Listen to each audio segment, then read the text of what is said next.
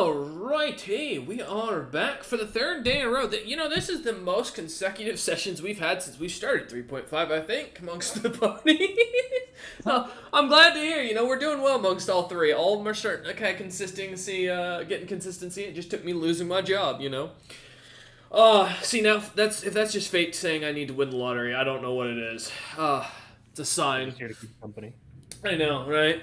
But yes, we return back to the Cryptic Cabal Season 2 of Monday, the Monster Monday Party, Session 40, a problem of divine levels. Though, last time we left off, we had a little, almost kind of side quest session, I'll call it, as Wara unfortunately wasn't feeling too hot at the time, and instead spent his time pestering Vicaret to finish up the sword faster, and that he needed a shield while this was going on.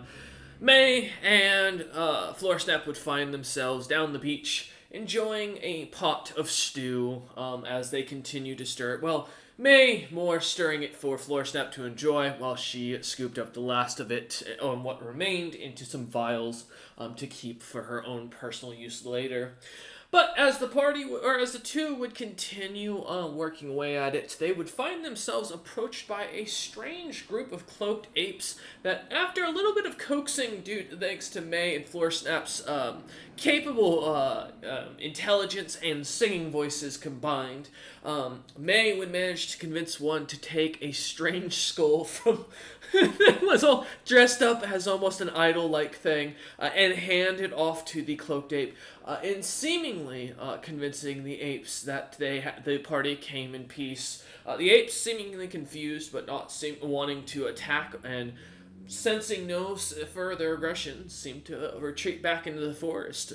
May and Floorsnap smiling and giggling over the hope that they had just caused a religious schism amongst these apes, as the two of them continued working away at the stew. As they would finally get to enjoy it, the two of them would head back over towards the camp, where they would find themselves noticing a couple of creatures seemingly up on top of one of the slotty trees, as Floorsnap once again tried to devour the tree and convince it that he should be allowed to eat it. Thankfully, after a quick vision quest of his and some fighting of some bloodworms, the party quickly realized that what seemingly one of the creatures that provides mithril to this island was one of these bloodworms, as they found one with a almost thick coat around itself, a skin, if you will, of the material. Shortly after that, another vision, Floorsnap would get told no, he could not have the tree's power, or at least that's what he interpreted it as, and with a quick realization of the beach trembling and seeing what looked to be something shoving out of the beach and creating a giant hole, May and Floorsnap would find themselves heading down that hole to investigate. Curiosity and interest to see what could create it, as well as what creatures could be below ground. The two of them found themselves invisible and, as Melvin calls it, reverse feather falling. Slow feather falling, rather. As the two would find themselves heading down the tunnel, managing to avoid the size, seeing a couple of what looked to be death ore worms that were about the size of a normal earthworm, just to clarify that, as May managed to scare the living crap out of Captain Azurius with that, thinking there was a magical dragon down here. But an earthworm made of death ore and a few other creatures kind of digging through the dirt, they would find themselves coming out of the tunnel and seeing the open area of what looked to be a hive of spellgaunts, near 1,000 deep, all surrounding this large open brooding chamber that seemed to have a few eggs that were sticking out underneath what looked to be a massive spellgaunt with a tentacle on the back of her head. What looked to be a red cat seemingly designed onto her backside, onto her thorax, as well as a mural that seemed to depict some sort of event going all around the chamber. As the party would as the two would kind of take a moment to look at this, Floorsnap would quickly decide to make a scouting rock to head over towards the creature to try and poke it and see what would happen. Unfortunately, due to a poor roll, the two would find themselves quickly making their exit as the Spellgots began to react to the sudden threat of a rock going towards their queen. Hiding immediately within the wall, the two would turn themselves, or polymorph themselves, into earthworms. These death or earthworms, and burrowing deep into the ground before the Spellgots could get to them. As they would manage to retreat back up onto the grounds, they would quickly head to the camp to warn the rest of the party. As we return, with the frost giants beginning to kind of get their weapons and armor together, getting shields, what look to be almost these huge tower shields, with the Red Lady insignia painted now onto them. A few of them grabbing clubs and what look to be axes of simple design. As Captain Azurus kind of comes out, seeing May and Floorsnap running over towards the grounds. Wara not far behind, as well as Crump. Vicaret looking out through the window of the forge. As you lot come out to the rumbling and the trembling of the entirety of the island. What would you lot like to do? I yelled to Azurus, "We didn't do it." He just I'm looks. gonna continue. Mm-hmm. I'm gonna continue what I was doing, which is I'm selecting as many giants as I can. Call it before the spiders arrive, and turning them into worms, specifically the bloodworms, and telling them to lie in wait in ambush. Because they have a plus fucking 16 to stealth while they're in the worm form. As you begin to rush forward, Captain Azurus, hearing Floorsnap say this, kind of goes, "Wait a minute! What? Explain before you start transforming the men. What is going on?" As he kind of like rubs the sleep out of his eyes as he hears you say demigod, and goes, "All right." He turns to the crew and goes, Get the dinghies out to shore. Anybody who can fight stays. Wara, you're holding the shoreline." And he looks down to kind of Crump, and who just shakes his head, and Azurus just kind of nods and goes, "Me and Crump and the rest of the crew will retreat to the boats, and we'll start bombarding immediately. Can I trust you lot to hold here?" As he looks to Floorsnap and the rest of you. I'm leaving. Vicaret announces and sends her kids to go towards the ship as she exits the forge. It's like, fuck this. Carrying a couple medals in her hands. Yeah, she runs off. Go ahead, Floorsnap. I just try and flag down Vicaret. It's like, one more. I have a small favor. What's that? Well, we are going to be fighting an army. Could I have any of your, say, magics, non-magics? You buy infusions? Yeah, sure. One. After a couple seconds, I'll put the following things on. Vicaret will put the following things on.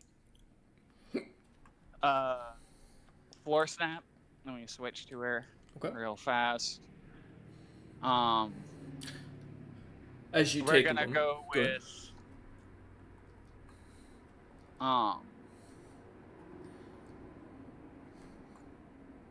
I'm gonna give Floorsnap Blur by touching his cloak. Okay. I'm going to give Floorsnap Greater Fortification by touching his armor, because I have to do it on armor. And then I'm going to double up on the armor and give him, make his armor constantly give him the sadistic bonus. Okay.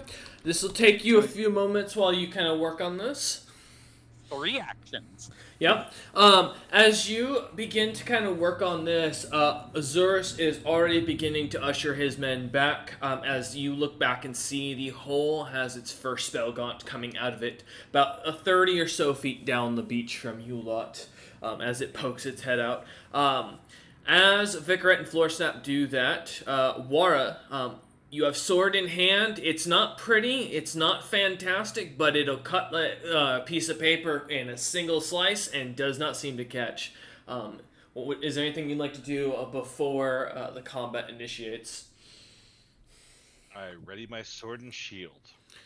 All right. As you take out your non-magical shield, kind of holding it in front of you, taking your sword and readying yourself at the front of the camp with the fire behind you and the boats behind you as you ready yourself, looking on at the creature as it locks eyes with you. All right. As Wara gets himself into a position, May, is there anything you would like to do while Floorsnap and Vicarette are getting themselves or while Floorsnap's getting buffed and Wara is getting himself set up? Well, Floorsnap started speaking when Azuris told me to stop transforming the men before things were being described. So I took that as permission for me to continue transforming the men. Well, the men are retreating back to the boats, as you can see. They're falling back. Yeah, they're not sticking around to fight this. So it's just Floorsnap, Wara, and I. Yes, the Azuris is, as he made clear, is falling back to the boats to give you guys cannon fire. I thought he was sending the non-combatants back. Yes. That's what he vocalized. Yes, that is his crew, as he made clear to me prior to session. Yes, I'm following direct orders. That's why there's no change in this. That's the only reason I'm acting out for Azuris here. Okay, so even the worm giants are going back. Yes, the giants are going to be picking up their comrades and retreating to the boats to basically head back and begin arming the cannons. Okay, I don't dismiss the polymorph. That's too many actions. That's fair. I will polymorph. I will. Laura begins to sing like a prayer. Go ahead. I'm gonna slide over to Wara. Mm-hmm. Give Wara C invisibility, greater invisibility, and I'm gonna polymorph him into a troll. Well, all right.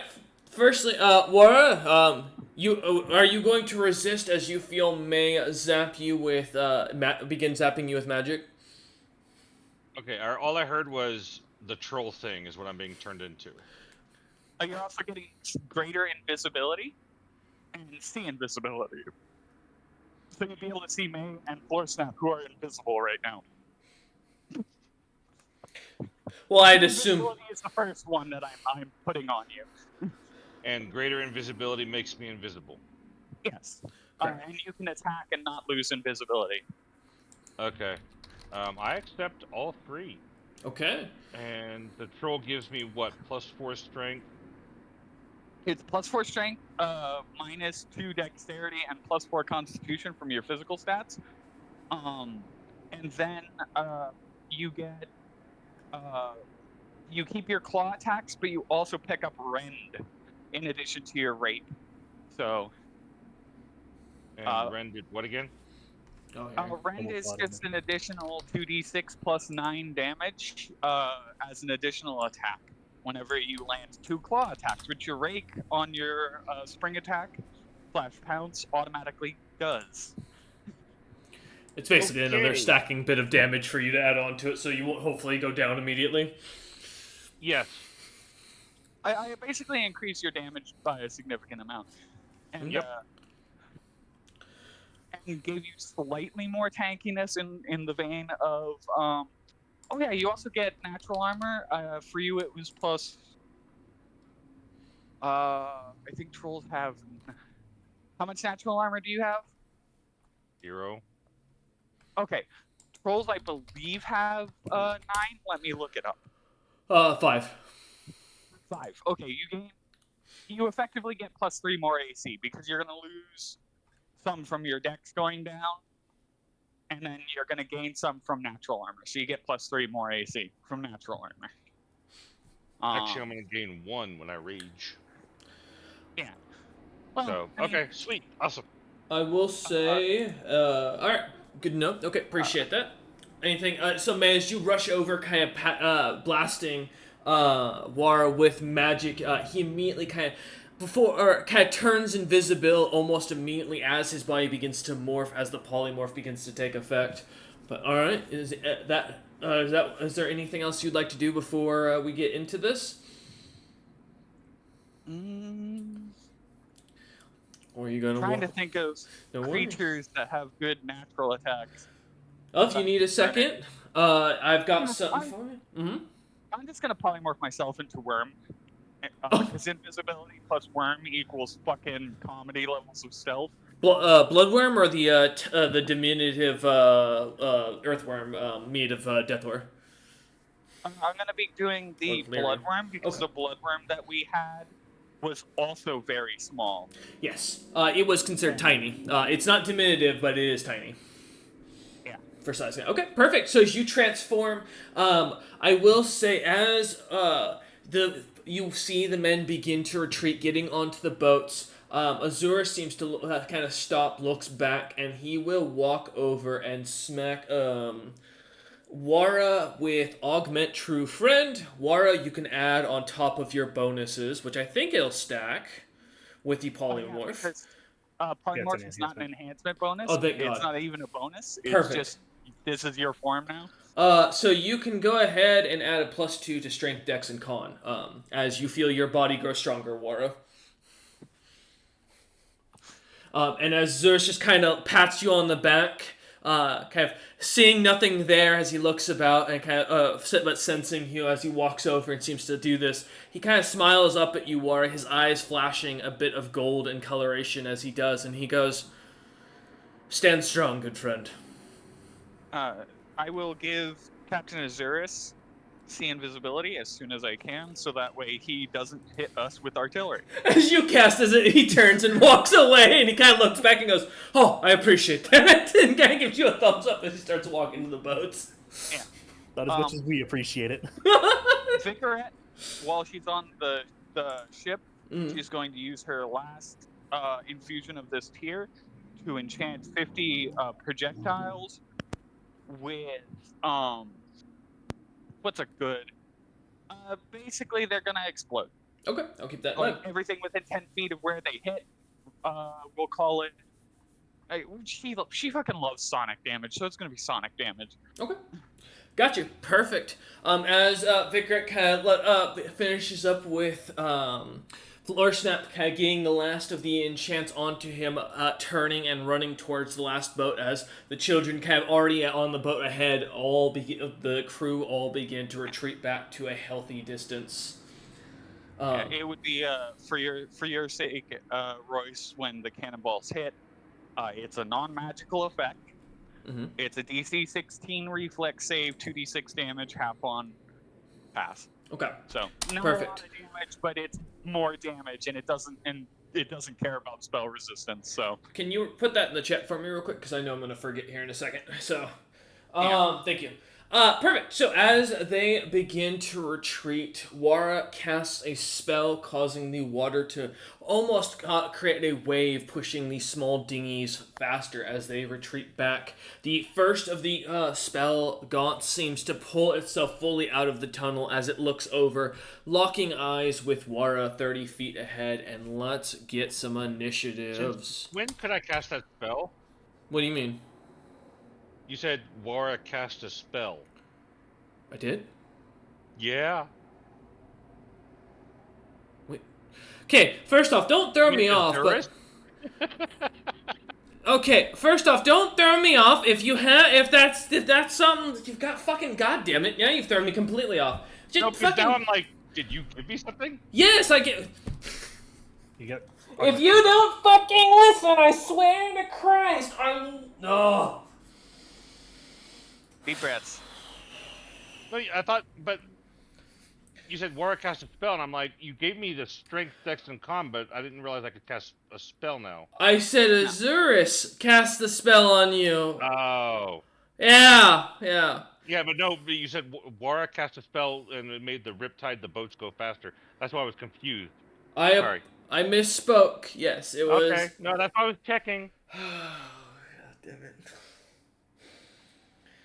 We're gonna take a 5-minute break, everyone, before we start combat. I need a moment to take to catch myself. Okay. A brief intermission for the DM to kind of catch up and figure out where he was in his notes again, as he was PMing something and talking at the same time. So, do not multitask as a DM. It's just not advisable. Alright. So as Zurus and the crew kind of float off on the dinghies, it will take them. Let me go ahead and roll something real quick. Okay, so that'll take them 2 rounds to get to the ships. All right, perfect. If Wara, Floorsnap, and May would not mind give me initiative. Floorsnap, I see your initiative. I appreciate that. Yay. So 22.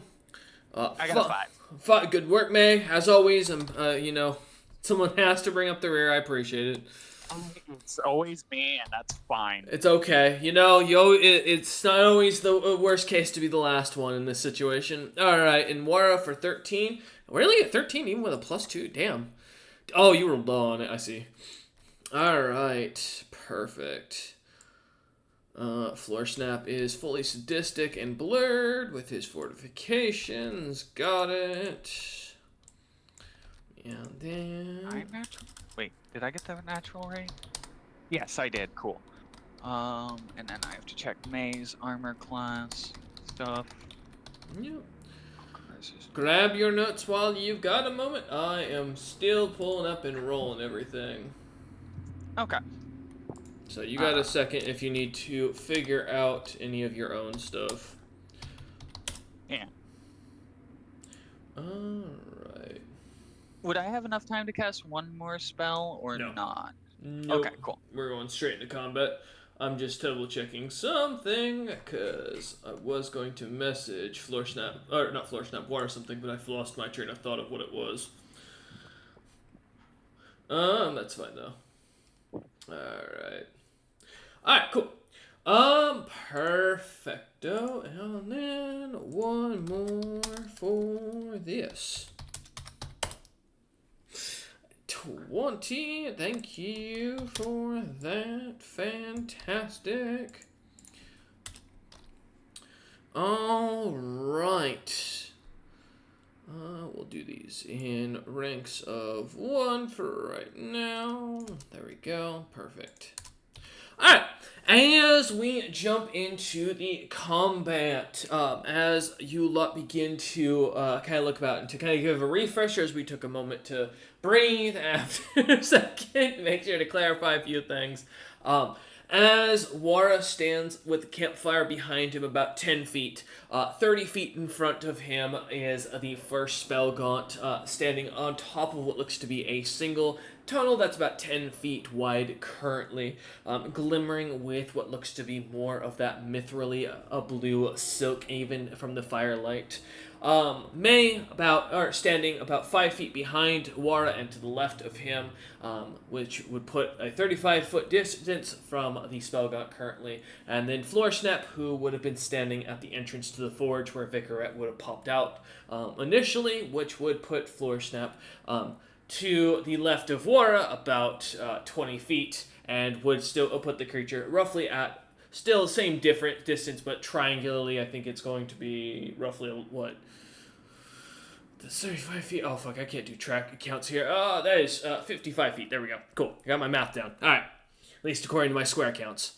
All right, perfect. So, with that in mind, as we jump into combat, Floorsnap, as you look on, the creature being about 55 feet, slightly angled to your right at a straight diagonal perspective, this creature, the Spellgaunt seems to be being followed by others that are coming out of this tunnel, and you can still feel the island shaking under your feet as the moonlight overhead kind of lights the island itself. Yep. Gonna 5-foot step directly up into the air because I want to start making movement into the air as quickly as I can to avoid, getting balance checks. Oh yes, that's also true. Yeah, it was these things can't fly, so I'm not gonna just not fuck that. Mm-hmm. And then we're gonna see if it's going to be enough to kill it by throwing all of the debris. And if it's not, then it's time to start making a little wall defensible position. Okay. Let's see what you got.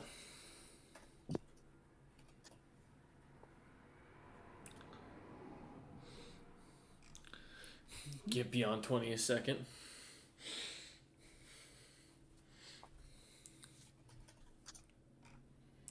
Alright, didn't confirm the net one. Oh, you're rolling in Sunday's chat. That's why. Okay. Oh, god damn it. I was wondering why. I was like, I didn't see that. Okay. So good to know. So those are all to hit, I assume. Yeah. Okay, making sure, because, given they're in the wrong chat, gotta confirm here. Alright, let's see. For AC-wise, your nat 1 does not hit, shockingly. Got it. Alright, now for the actual. Yeah. So that's 10. And then how much DR do they have? So I can just, subtract it for you. They have 15. You forgot the R's in that. Did it backwards. Been there. Oh my. Alright. The first spell gaunt is still up with 5 HP. Fuck you! God damn it! Damn you! I can't believe you hit me that hard. Holy shit! Yep. Yes, as you rain down a nice. Wait, is this just base telekinesis or what are you using? Because I will say this is a smooth pebbled beach. You're not going to find many rocks on it. Just detritus.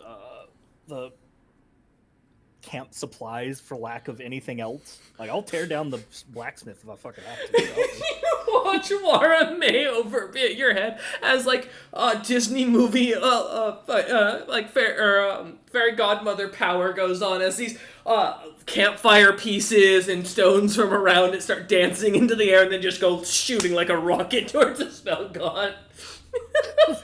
Like, so help me God, I will I will defend this beach with this beach if I have to. You see Captain Azur's favorite mug go lodging in the creature in the spell god's head, and you know you're gonna never hear the end of that one as it goes flying. I should have taken it before you left.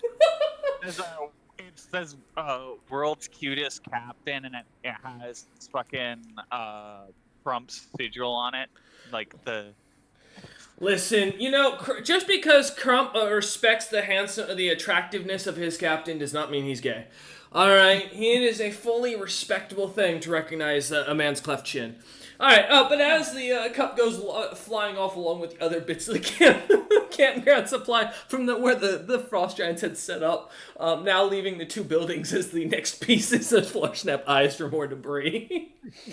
Well, it's partially gonna probably reuse the same debris, and then I'm gonna hit the spell gaunt with 1, and then just start trying to build a little bit of a wall with just everything available. All right. So it's one instance of telekinesis at it, because I probably don't roll in that one again, so I'll probably kill it, and if not, then Wara can do it. And we're gonna just set up. Yeah. And then we just set up try and do a little bit of a defensive perimeter if possible. Okay, if you're gonna do the stat changes, if you're gonna do the perimeter defense change for that, so if you're just gonna tear the ships down, let's just do a strength check plus your grapple bonus on this one, because I think your grapple bonus is what you have your telekinesis applied to, right? Bull rush telekinesis. I can also just do the basic breakage DC. Yeah, I'll take that. I can check the break. Because that's also an obscene bonus. Because it's 2 times my charisma bonus plus 5 plus 4. 35. Shockingly, you do beat the Woods AC, as well as its ability to hold with the nails, as you break the hardness of the ship, in fact. Okay. Yeah, as you pull a couple of the planks off, and you're doing this, I assume, the 11 times? Yeah, the 10 times, rather? Well, yeah, 10 times to just start building up, at least a palisade maybe. As you start kind of pulling, the longest boards from the bottom of the ship first.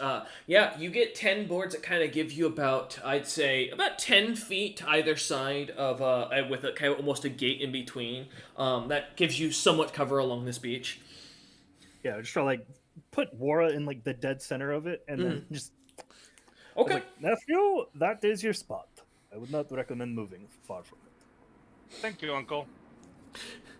Oh, Alright, as you end your turn, as you begin doing that, the first spell gaunt is up. Sorry, did 19 hit it or no? Oh, 19? You know, shockingly, you just barely miss. All right. Well, Are you fuck counting my the nephew. +2 from being invisible? Oh no, I didn't. That does not. You did not. If you're going to use, then yeah, feel free. So it'll be 9 boards on one side, so this wall will be slightly uneven. All right. No, plus she was saying I get a +2 for being invisible if it can't see me. Yes, I understand that, but you said you were going to use all 10 iterations of your telekinesis ability to pull boards out and put them into the ground, which would mean that you're taking No, I have instead. 11. Huh? I have 11. I Ah. use 1 to throw at the spell god. Then That's yes. why I just said. Oh, okay. Then yes, with a 21 that does hit then. Gotcha. Get planked, motherfucker.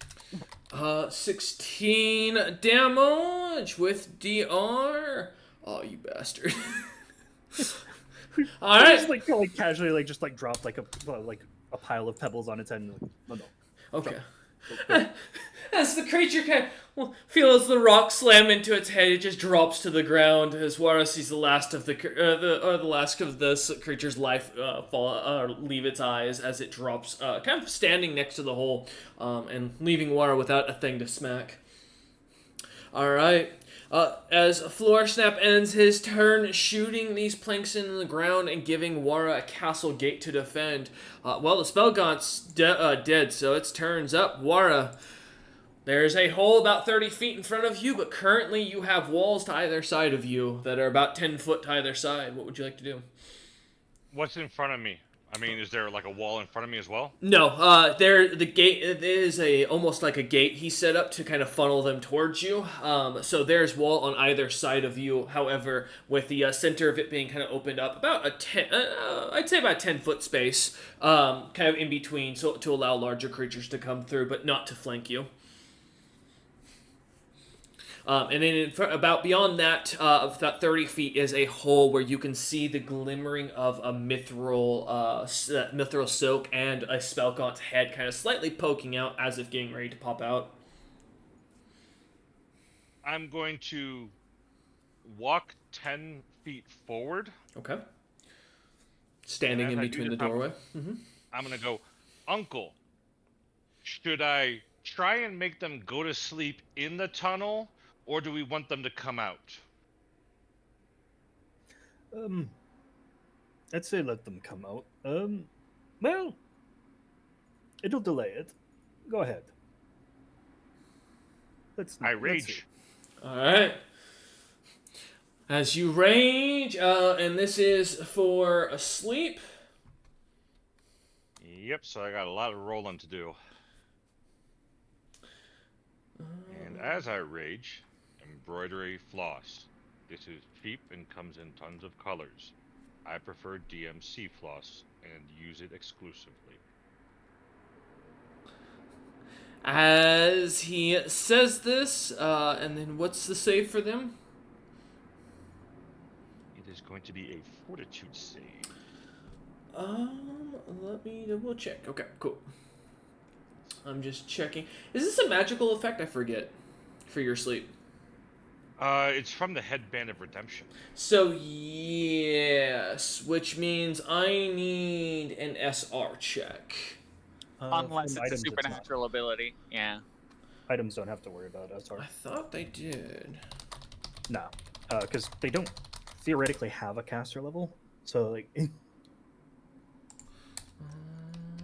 That makes really no sense to me, because why would you have spell resistance otherwise than to avoid... For all spells?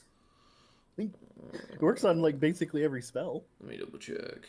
They have to pass a 30 to check on that one. Okay, I'll keep that in mind real quick. I'm just double And that's the checking. intimidation, and it's for sleep.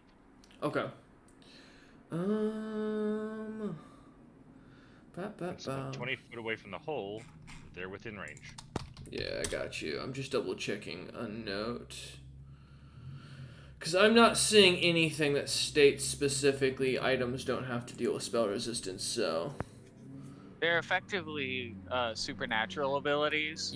I appreciate you telling me it, but I would, like I said, I'd like a source because I'm almost 100% sure items still have to. The difference is you just use the caster level of the item, which is included in almost all magic items, because that's why it says like caster level 3 or 3rd or caster level 10. You know to add that because it's also how you use your dispel function. Because that's at least that was my understanding. But if you have something to this is otherwise, I'm down to see because I don't recall that otherwise. Yeah, it says only spells and spell-like abilities are subject to spell resistance under like the actual like spell resistance thing. And an item by definition is not a spell. Let me pull up my spell Technically a spell, resistance. Let me pull it up real quick. No, yeah, I extraordinary don't and want the supernatural fucking abilities, spell, including goddamn. enhancement bonuses on magic weapons, are not. Unless the headband is specifically casting a spell, or is saying something like cast X spell or as affected. Determine a spell like creature the caster must make a caster level 1d20. Successful spell resistance. Sorry, the folks back at home. We're just gonna pause for a moment. Unless there's information that Lev, Wara, and I do not have, which is to say that if the headband is emulating a spell directly, like it's as if casting such and such spell, or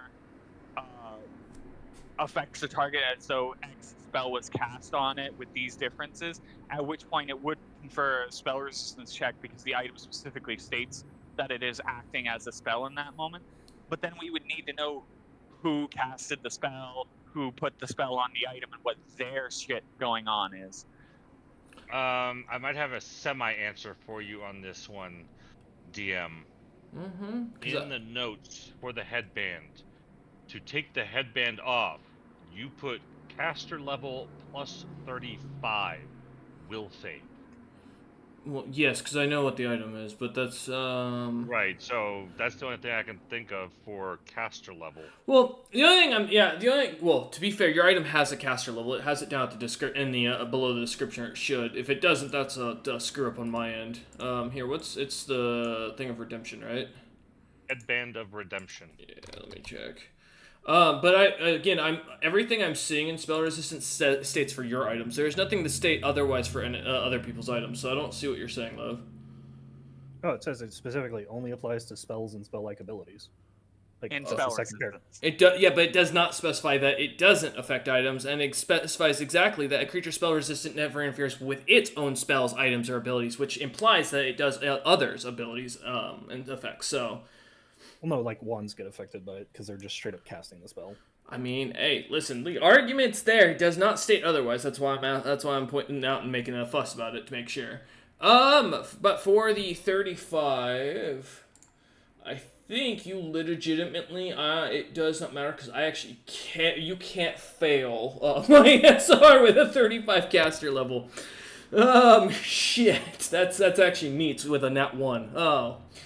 So, Pocket DM, if you want to do a little oh, he's gone. Hey, Tuesday DM, message Pocket DM and tell him to do some research for me in the background if you wouldn't mind, but we'll get back to that later. Alright, cool. Regardless, since it overcomes anyways, I'll leave it for now. We'll come back to that. I'm not saying that at all that Floor Snap, you are right. I want to make that very clear. I'm just holding my ruling until I see proof otherwise.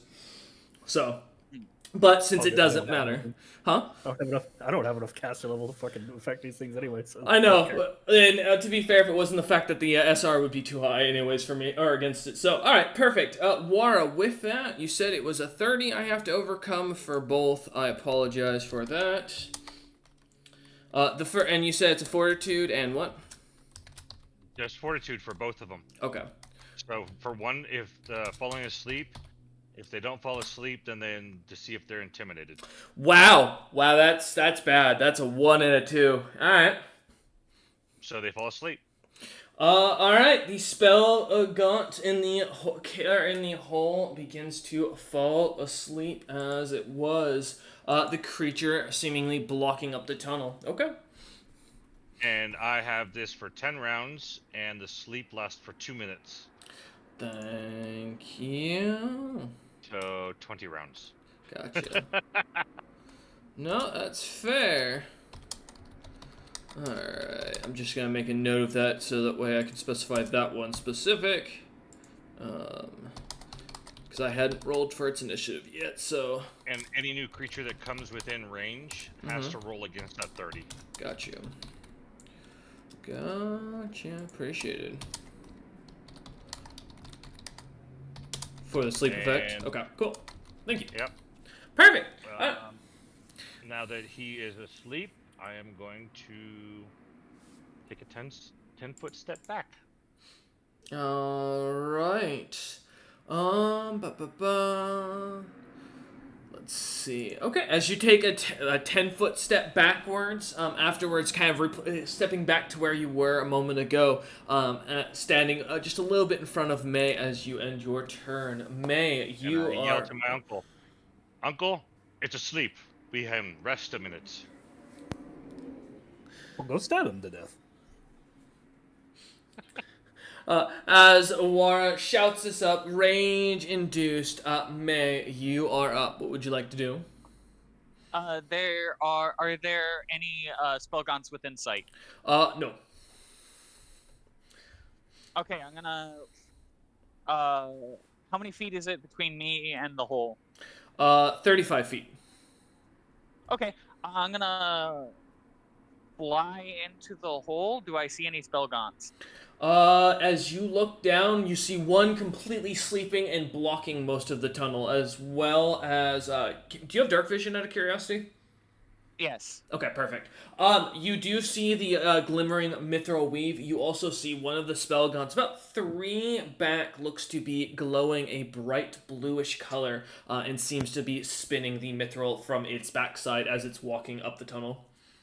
Okay, I'm gonna poke the spellgon that's sleeping at the entrance of the tunnel. I'm gonna turn it into a sleeping gelatinous cube, and then that's the end of my turn. That's a will save, I believe? It doesn't get a will save, it's unconscious. Oh, is that true? Does sleep fully knock you out for will saves as well? I forgot. Oh. Yeah, it's helpless. A fair point, because it's sleeping. Oh, no. That's just mean. Don't block my tunnel. Alright. Well, and now it's a sleeping ooze for the next 20 rounds. Yep, and now the creatures have to make a spot check to see it, or they might personalize themselves on it. Alright, let me open my gelatinous cube thing for later, just in case. Never hurts to have it with you. Alright, as you turn or after you kind of fly, or I assume are you running on the ground or are you flying? I'm flying. Okay. Because I have a 40-foot fly speed and a 30-foot movement speed as this worm. Yeah, as you the fly speed comes from Eladrin bullshit, but it's not biologically active, which means I keep it in polymorph. Got you. As you fly the 35 feet over, looking down this tunnel, kind of tapping the creature as it turns and melts into this ooze, its body kind of continuing to stay there as the ooze still stays asleep. That is your movement and a spell. Is there any swift or immediate actions you'd like to do? No. Alright. Just gotta float at the entrance to the tunnel and watch your devastation unfold? Yep. Alright. Is the tunnel at an angle? Because if it is, that ooze might start sliding down. Yes, I will be rolling for that, don't worry. Alright, perfect. As you kind of watch the ooze beginning to move, ending your turn, that creature is up. We're gonna do a check real quick. Alright, the ooze maintains its position for this round, staying asleep. Yes, there is an uncomfortable sound. Alright. So May and Floor Snap, you said you both are flying, so you're off the ground. Okay, cool, perfect. Want to make sure I'm around that. Good news, Wara! I am ecstatic to tell you that as you look down, all around you, 5 tunnels kind of open up, kind of destabilizing the ground around you, and I would like to please have a balance check. 1 second. No worries. Taking a cigarette. And if there are any spiders within 30 feet, They must do a sleep check. Though they will. Don't worry. I'm just having you do your balance check first to see if you fall in one of their tunnels or accidentally, fall onto one of their tunnels, knocking them back in. Right. Uncomfortable slurping noises from the tunnel. You knew it.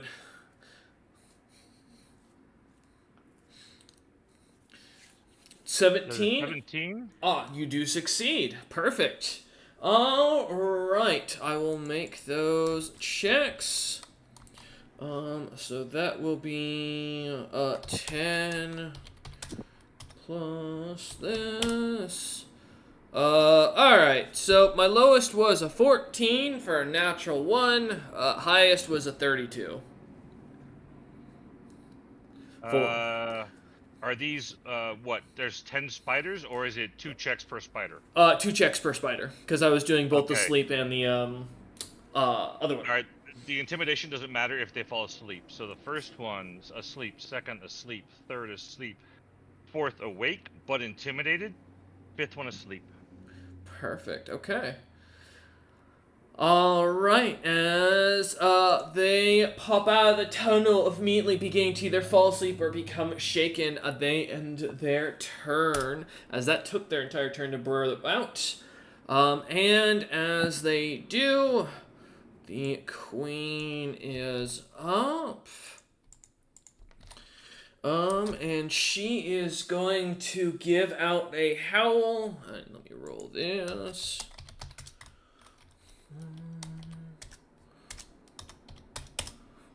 Boom. And those that are sleeping or that have been intimidated find themselves reinvigorated and prepared to fight. Waking up and looking up, it seems, as the creature ends its turn, as I can only do that as a full action. Thanks a lot, Laura. Floor Snap, I'm coming for you, I promise you. This is ending with one way or another. And as the round ends, Azurus is going to begin boarding the ship with his party and begin giving orders to get the cannons prepped. All right. As you lot can hear, even from here, the bellowing of Azurus' orders and the movement of the cannons as the three ships out at sea begin to turn and get into position. They end their turn as they can't fire yet. Yeah. As that roar only affects Spellgaunts, right? Correct, from what you can tell. So the ooze is still asleep. Yes. No, yeah, the ooze is still asleep for like 20 rounds as Wara basically doomed this poor creature. This thing's not moving the rest of this fight, I guarantee it. I'm just going to sit here and count down the rounds. Alright, but as we jump back up to the top of the initiative, Floor Snap, as you look down, about 20 feet to your right, you see Wara is surrounded by Spellgaunts that are burrowing out of the tunnel. And as you look about, seeing the one over that has been turned into a gelatinous cube, it dawns on you, this entire island is a hive full with these creatures. They're not digging these tunnels as a expansion. These aren't pre-dug. They're coming out of the ground just out in new numbers and coming out in aggression. There's no end to them. Well, I'm doing my part. As May steps on a cockroach in the background angrily to some children cheering her on. Yeah. How far is it to the water? About from where you're at, being 20 feet off from Wara, it would be another about 30 feet behind you, or to your left. Gotcha.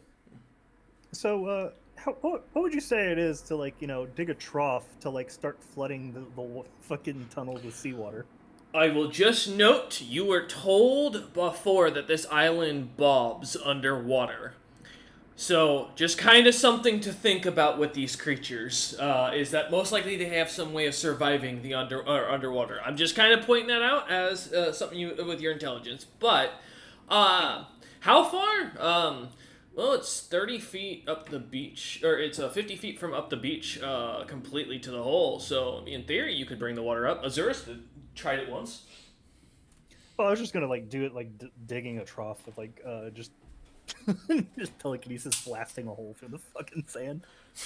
Yeah, but them being resistant to drowning would be troubling. Luckily, they don't seemingly have a swim speed, so it could very heavily hinder their ability to continue to come out of the hole. Give me a knowledge nature flourish snap. We'll just make this real easy instead of hypothesizing to save you some time. I'll give you a free roll for it. Well, flat 20 it is. Listen, I know you're not the most intelligent. Actually, I'm quite intelligent. I've got an 18. 18? It can't be that bad. You know, Well, 23 was the final roll. I've got an 18 for Cap. I understand. As you kind of note, the spiders don't seem to have a swim speed. It doesn't seem like they leave the island. But from what you've managed to gather of these creatures, they seem to be completely not fazed by being underwater. Seemingly, as this island probably does at certain times go complete or submerge, they either, from what you guesstimate, either they seal themselves down below or they are completely capable of water breathing. Which, to what Wara had seen earlier, seeing these creatures hang around the hot springs, it is most likely that they've kind of adapted to survive amongst deep and hot water. Yeah, we know that they're like completely immune to fire. Mm-hmm.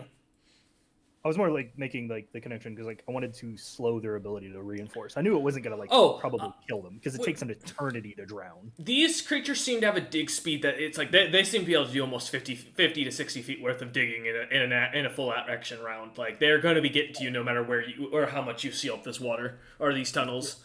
Yeah, because I can't inundate the entire fucking island. Yeah, that's basically the issue. Yeah, it's like putting a cork in a sinking ship. You know. All right, orbital bombardment it is. Wait, we're playing Helldivers? Hold up.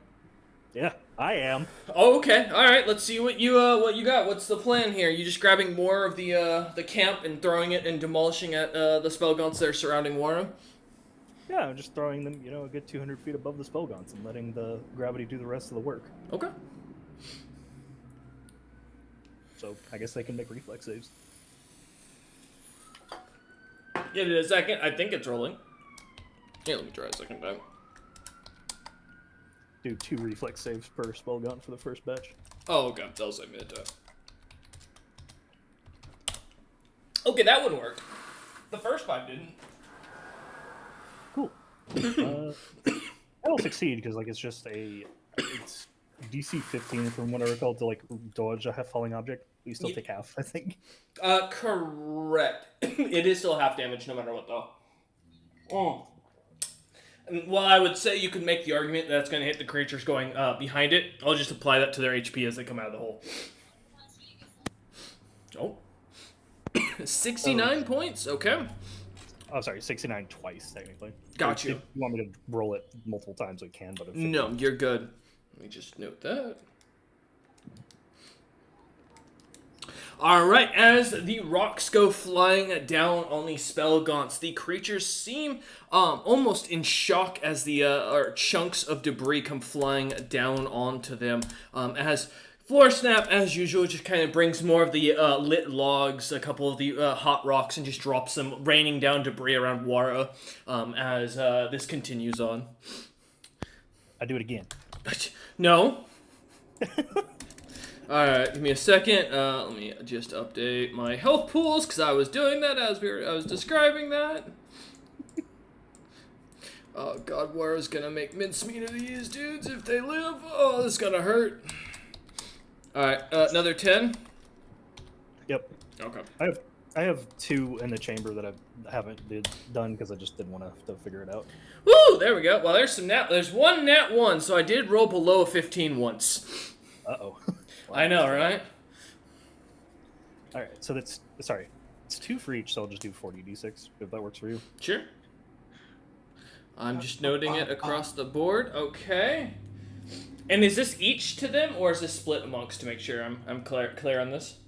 Oh, it's to each. It's Okay. each to them because it's like sure. a big falling object falling, 200 feet immediately onto it. Got you. And since there's 5, it's 2 per. As more of the rocks go flying down into the holes, these spellguns getting bashed and bruised, bits of their their chitin or chitin getting cracked and broken as the creatures kind of take these abuse of debris, still glaring up as they fight on, completely ignoring the damage they've taken and continuing their fight. As Floor Snap, you see these creatures taking these hits better. It's almost as if the first one was a scout that you got a shot at. Well, that's the final part of my turn. Floor Snap looks on, surprised, appreciative, I imagine, and a little bit more worried for poor nephew Wara. Let's hope. All right. Good luck, nephew. As you say this, Wara, you are up. What would you like to do? I would like to see you roll No. fortitude saves. Go away. No, stop making. How many fortitude saves? This is horrible. All right. Just first do 5. All right, And fine. then you can do another 5 after that, or then we can figure out what happens after that. Okay, I got you. Oh no, what is he doing to me again? Lowest roll was a 26. The 33 is the only one that is still awake. So the 33 needs to roll a fortitude again. Oh, damn it. Alright. You're a bastard for this. You are such a bastard. Alright, 32. Oh, he's not intimidated. One of them's ready to go. The rest are asleep. Oh yes, it's fine. I have a way of dealing with this. It's okay. Although the only problem is I can't deal with it until after. Oh, fucking goddamn it. Alright. Yep, alright. How far away is the one that is awake and not intimidated? He's within 5 feet, because they basically surrounded you all around you. Alrighty then. Is he out of the hole? Yes, technically. Alrighty then. What else do I want to ask before I tear him asunder? Oh, yeah. How hurt does he look?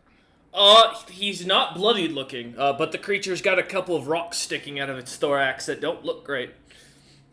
He's about to be bloodied at least.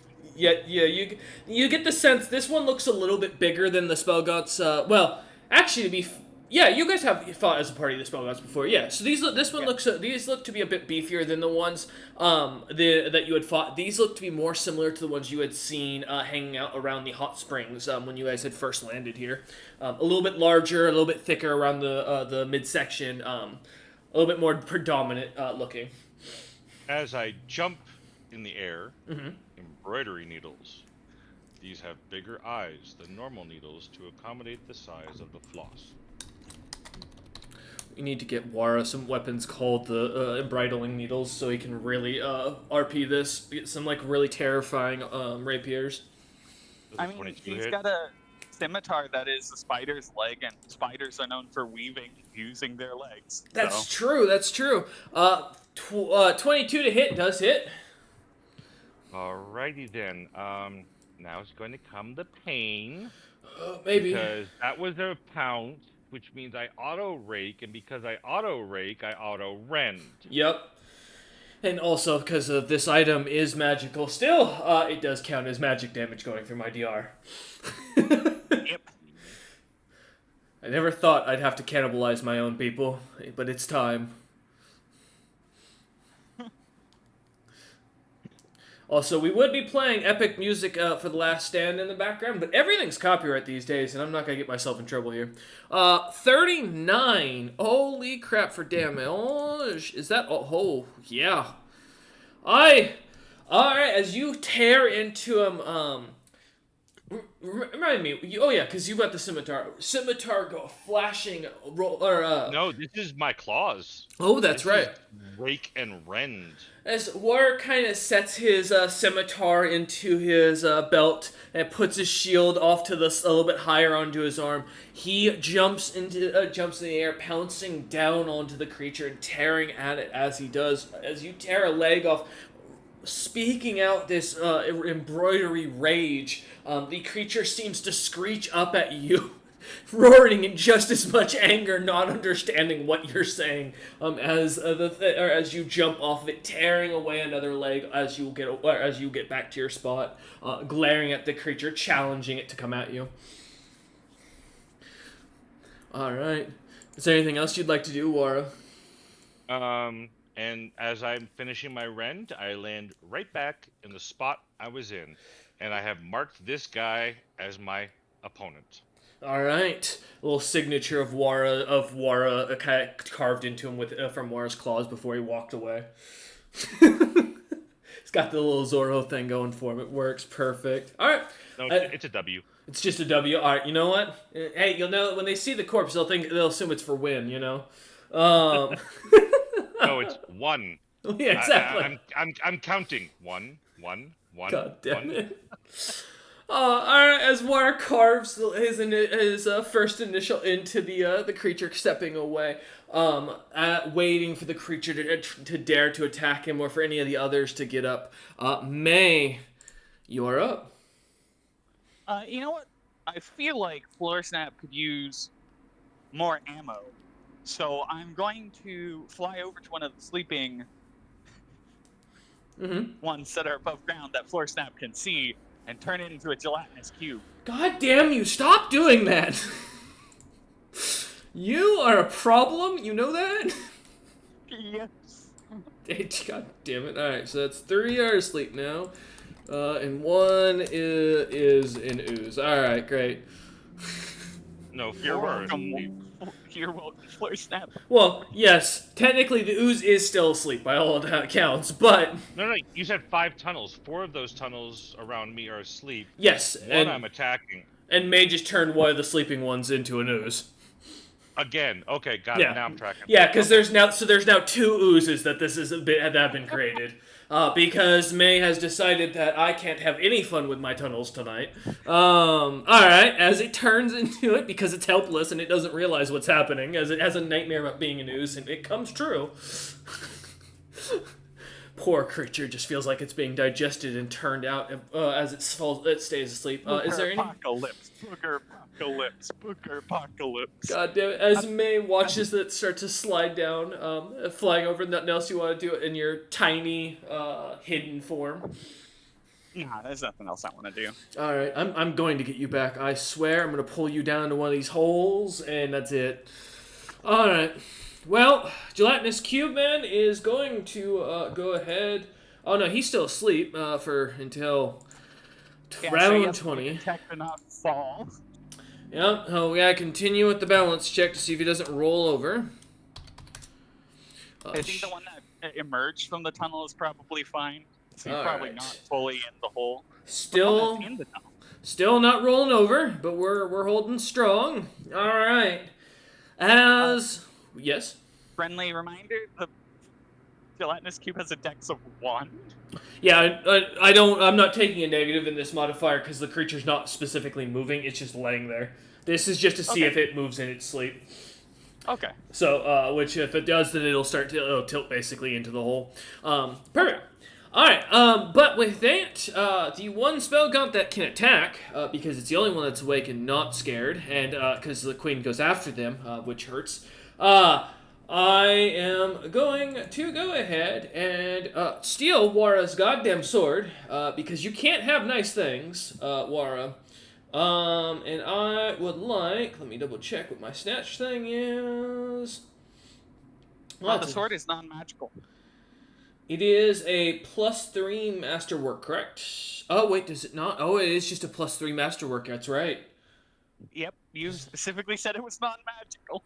Well, is it? Let me double check. Does it have a... That's what you told me. That's why I was like, it was the one that I natural 20'd on. Oh, that's right, because you didn't have enough time to add magic to the fucking thing. Oh, god damn it. Oh, my own words bite me in the ass because I was trying to screw Wara. Oh, god damn it. I'm still taking the sword, Wara. Fuck you. Give it to me. The creature does not care and senses sees a powerful item, and given what Wara has done before, this thing is coming after that item. Also because it can't get to your headbound nearly as easily. So, alright, that's just going to be a disarm. Let me double check what the roll for disarm is. So I've improved, so I don't have to worry about being attacked. Thank you. Wara, if you weren't before, you're a large creature, so you have a bonus to this. Yeah, you do, because you get a size bonus. It is a scimitar's a light weapon, right? Yeah. So you do take a -4. No, it's a one-handed. Well, it's still same thing, because I think it's treated... No, one-handed weapon is just its own category. It doesn't take a bonus and doesn't take a negative. Yep. Alright, cool. Yeah. So, alright, and and size difference, because you are a troll, hold up. I think you're large, right? Yep. Are trolls large or are they huge? I don't remember. Let me double check. They're large. They're large. Okay, so we are the same. Damn. All right. Cool. So we're just going at it. What, strength check versus strength check? It is. Strength plus base attack bonus, I think, is what it is. Yes. Also, Correct. Yes. nephew, you're within 30 feet of me, correct? Yes. Add +7 to that bonus from my martial aura. Ooh. Okay. I'm trying to do math in my head. Let's see, that's 11 plus 7 is 18 plus 8 is 26. Okay. We need to get you locked gauntlets. There you go, 33. All right. That's my strength check. Or Or strength battle attack check. Damn! I rolled like ass. I win. Yeah, you managed, as you hold the item back, holding it from the web, the creature kind of glares at you as you kind of pull away. It stares for a moment as it kind of contemplates. I will say, remember, you are invisible and this creature is full attacking you. Keep that in mind. Little bastard. You know what? Fine. I'm just double checking something. If it is using an innate detect magic instead of any blind senses or tremor senses. Oh no, that's not what I'm looking at. I'm just saying it would take a mischance. Yep. Nope, I knew. Okay. I was accounting for your guys' invisibility ahead of time to make sure I had my notes right this time. Alright. Alright, fine. As it the creature rears up on its back leg, or on its hind legs, and it is going to go ahead and spray its web at you. I need a reflex save, Wara. Okay. You're about to learn, or you're about to remember something you wish you hadn't forgotten. You motherfucker. How? How did you do? Gee, what is your reflex at this point? Oh, okay, I see why. Never mind. Jesus. Alright. Yeah, as you manage to dodge the web, you see as this web kind of smacks against, or this sticky spider web seems to smack against the planks on the wall. Immediately as they hit the planks, they begin to crumble, almost as if they're disintegrating at the touch of them. The creature kind of reeling back down on its hind legs as it looks at you, ending its turn. God damn it, Wara. I will have my vengeance. Alright, as they are asleep and the ooze is set for itself, not doing anything, as it's also asleep still. The Spellgaunt Queen is once again going to have to use a full round action to awaken her people, because god damn it. And end her turn. Awakening 3 of the spiders around Wara, however, the ooze is still asleep. Right, and as she ends her turn, good news, May, I do have to roll to spot you. Should I roll a stealth check? Yes, please, with all your bonuses. Insane. Yes. Yeah. In all fairness, I have a really insane bonus, so yeah, I'd rather you roll just to make sure. And my highest is a 38 for reference. Where is it? Because if they can't see you, then I'll take that to an account, and then I will roll for where they go. Because Good. Also, don't mind the popping in the background. I'm hitting my back. Am I concealed at all through invisibility or otherwise? Yes, technically you are currently, because they are beneath the ground. I am. So you are full very, concealment. Very sorry. No! Roll, like, that's the point of it. Okay, 47? Yeah, then. Alright, Floor Snap.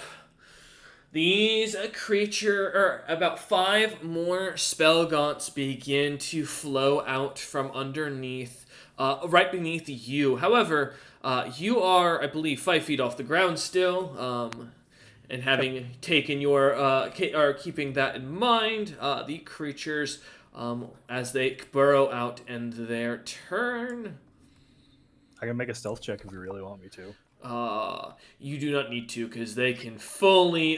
They just couldn't see you between the ground and not. They just knew where you were last, so they're going from where that was. And since you didn't technically move forward, these creatures are going for your feet, Yeah. or where your feet were, rather. So as they pop out of the ground, looking straight in front of them at the ground and stare at it for a moment, they end their turn, expecting you to be there. Like a bunch of guys digging a tunnel all around each other and then popping out and looking at each other and wondering how they all got here. That brings us to the end of the combat for this round. Now putting in total, from what you guys can see, 10 spell gaunts on the field of battle. Well, technically 9 and 2 oozes, to be fair here. As the round ends, Azuris is going to give the order, which is going to require... Oh. Well, this is unfortunate, because I can't shoot because you guys are in the way. And thanks to Vicaret's bonuses, I really can't shoot because of you guys being near them.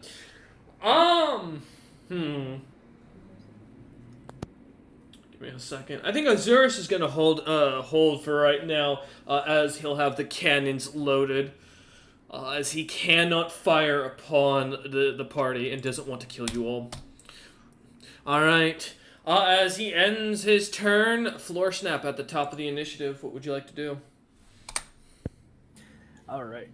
Well, so the Joanna's cube is helpless. Yep. Can I just start ripping chunks of it off to, like, throw at spell gaunts to do acid damage? That's just... If it dies, it reverts back to its spell gaunt form. That's why I'm doing it before it dies. Well, what I'm saying is that it would be better to just pick up its body and sling it around, because it doesn't have its spell resistance anymore. That is correct. Well, no, sorry, the reason I'm asking about, like, flinging the ooze around, because, like, the ooze body is just pure acid.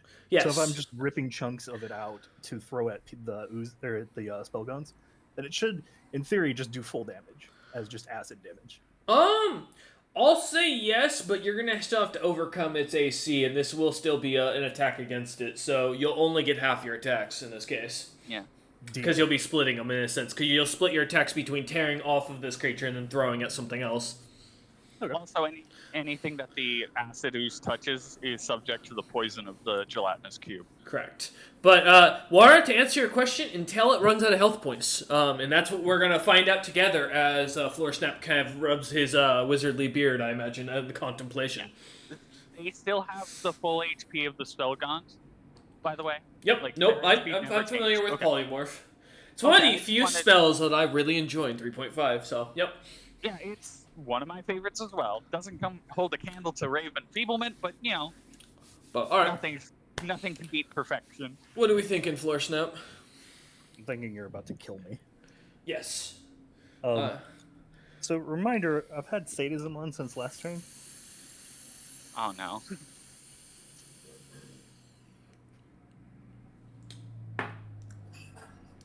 Okay. I have a question for a second. Yep. What the fuck is sadism do again? It does double the damage? No, that's just the bonuses to hit. It doesn't do anything to my damage. Yeah, you're not getting any more damage from it. Well, I mean, those all hit. I can confirm. Why are you doing 22, though? Oh, because I'm just doing all of them at the same time. Because I've got two got two you. sets of 11. Gotcha. Because like it would be awkward to like rip one off and then like do the other. Yeah. One, so. Gotcha. All right. So did not confirm on the net one. All right. So that's Couple rounded nat 20s as well, if you want to take those. Got 2 of them in your order. Yeah. Here. It's like if they're not nat ones, they crit. I'm pretty sure. Well, yeah, those do the crit. However, because you don't get the third, in sadness, you don't get the auto tearing part from them for getting to choose the body part you take off. But hey, I imagine that wasn't really a concern in this situation for you. So, Alright, so it should be 11, 10 because I got a net 1 on one of them. Okay, never mind. It was the second one, so it would. Yeah. This is gonna be bad. War's about to watch these things get eviscerated around him. Like the damage doesn't go up that much. Or, like, Now, are actually you? not- What spell group are you aiming at? Are you aiming at the ones underneath you, or are you aiming at the ones next to Wara or around Wara? do the ones around Wara because that's the closest one for the gelatinous cube at the moment. Gotcha. So should be just full damage, assuming they're not resistant to acid. Well, I have unfortunate news. You get 2 or 3 of those attacks off, and then the ooze is dead. Well, I guess I'm just throwing spell gaunt parts at him then. Yeah, as the poor sleeping ooze is no longer. Yeah, so the first 3 might get hit by the ooze poison. Yeah, so go ahead and roll your 3 instead, and then for the hitting him with. And then you're gonna go back to just grabbing spellgaunt parts, I guess. Yeah. Gotcha. Well, at that point, if it's an inanimate object, then like just going down the list of just getting hit. Oh. So Well, would I'm just noting kind it of, like, because the first 3 are going to be acid damage for the other creature as well. Oh, right. Gelatinous cube doesn't have that effect. Damn. Admittedly, could I just start throwing around the same globs of acid over and over? You could if you want to. I'll do that instead. Okay. That way I don't have to. With that in mind, splitting the damage up. Okay. All right, Wara, you watch as a rain of acid just splashes all around you, slamming into these creatures, one after another. Thankfully, because the acid is not a splash effect, funny enough, for gelatinous cubes, which I always thought it was, you don't have to make a reflex save unless you're directly being attacked by it, so kind of interesting. As the oozes, though, splash down, melting into the creatures, they seem to kind of almost, if they weren't awake before, like a shot of a Cuban espresso, their eyes are wide awake as their heads begin to smoke from the acid burning to the top of their heads, many of them beginning to cough up what looks to be this bluish blood as the creatures look angrily. And they have to make fort saves. I will tell you, I can't fail, but you got a point. Yeah, well, if they roll a 1.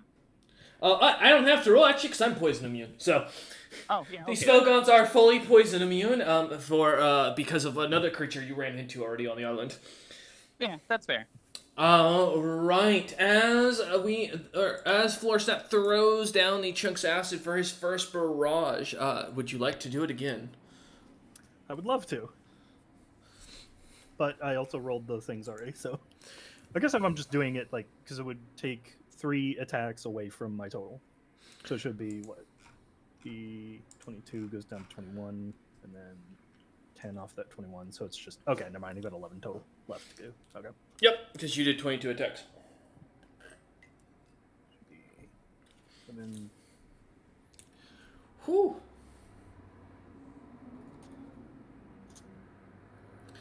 All right, as the acid continues raining down from the bludgeoning blows of the creature's skin, the ooze kind of splashing about as it slowly liquefies. I will say, by this point, you've mashed the creature into almost a thin paste of very thin liquid bits on the sand. Floorsnap, as you watch the last of the ooze kind of liquidate away, unable to kind of grab as there's nothing really left to splash. As you do, however, each of these spellgaunts, though wobbly in the knees, their bodies looking burnt and weakened as they kind of barely look to be able to stand up, they are still standing. Oh, all right. Does that end your turn, Floor Snap? Yep. Oh, I don't like how close I am to death with this lot. You guys can kill a lot. All right, Wara, you're up. What would you like to do? As you are still surrounded by 4 of these wobbly, acid-burned spellgots. Man, it'd be a shame if he had cleave. All right. You know what would really be a shame? The ones that are around Floor Snap, how far away are they? How far is the furthest away? 20. Well, furthest one from you would be 30 feet, but the closest would be 20. That means you need to do 9 fortitude saves. Yeah. Well, there's 5 of them over there, in fairness, but yes, okay. Yeah, there's 4 by me, so that's a total of 9, right? Well, they don't have. If they've succeeded, once they've woken up, they don't have to keep doing. Or are you? Yes, they do. Are you redoing? They have to do it every single round because I am raging and I am talking every single round. They also haven't succeeded the save. They've been the effect got removed. So it is technically a difference. Yeah, the only one that's immune is the one that I've got it. Thank you. I will fucking throw a book at this party if I have to. God damn it, calm down. Jesus Christ. To be fair, to be fair, I got it. We're good. We're golden. Alright, they're the rolls. As we're looking at it. My lowest was, it looks like a 21. My highest is a 33. And on ties, you give it to the players? Yes, correct. Okay, then the first one is the only one still awake. Naturally. And it needs to do an intimidation check, also fortitude. God damn it. I'm realizing why I should kill Wara. It's not the fact that he's a problem, it's the fact that I hate having to roll so many things. And update my notes. Okay, well, they go after, that's fine. Alright. 1 plus 13, there we go. There we go, that's a nice one. He's intimidated. Yep, gotcha. And is that the one that's next to me? Correct. Okay. I believe I'm going to do a pounce again. Yep. Let's see what you got. Because all the others are asleep. Correct. Okay, so I have to go back to there. Let's see.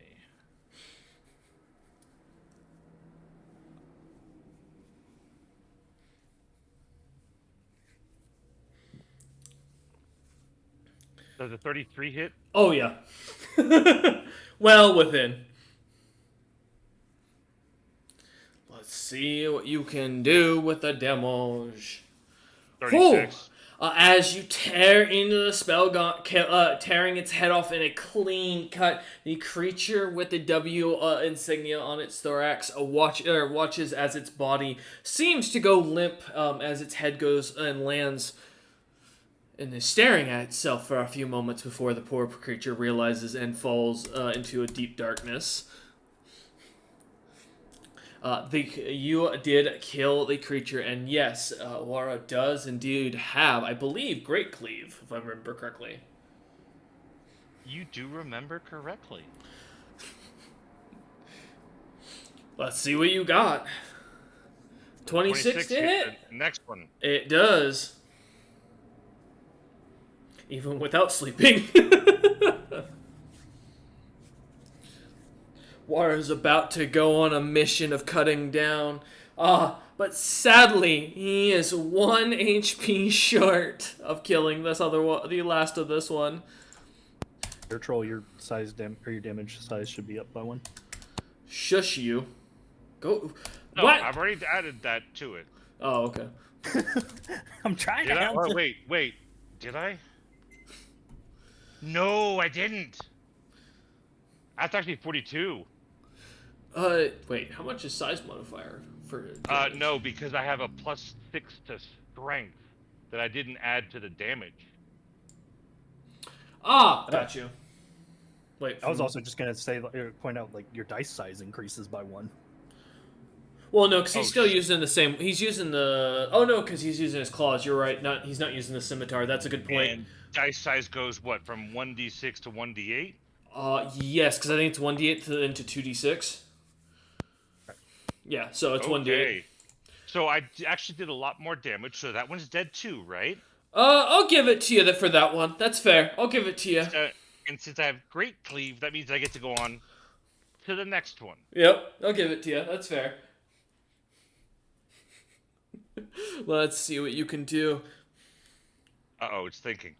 It does do that. Ooh. Give it a minute. I was going to say, I don't know if my internet's lagging, but it's taking a sec. There it is. 34 to hit. Does hit. All right. Let's see. And then I need that. Since it went up a dice. 48.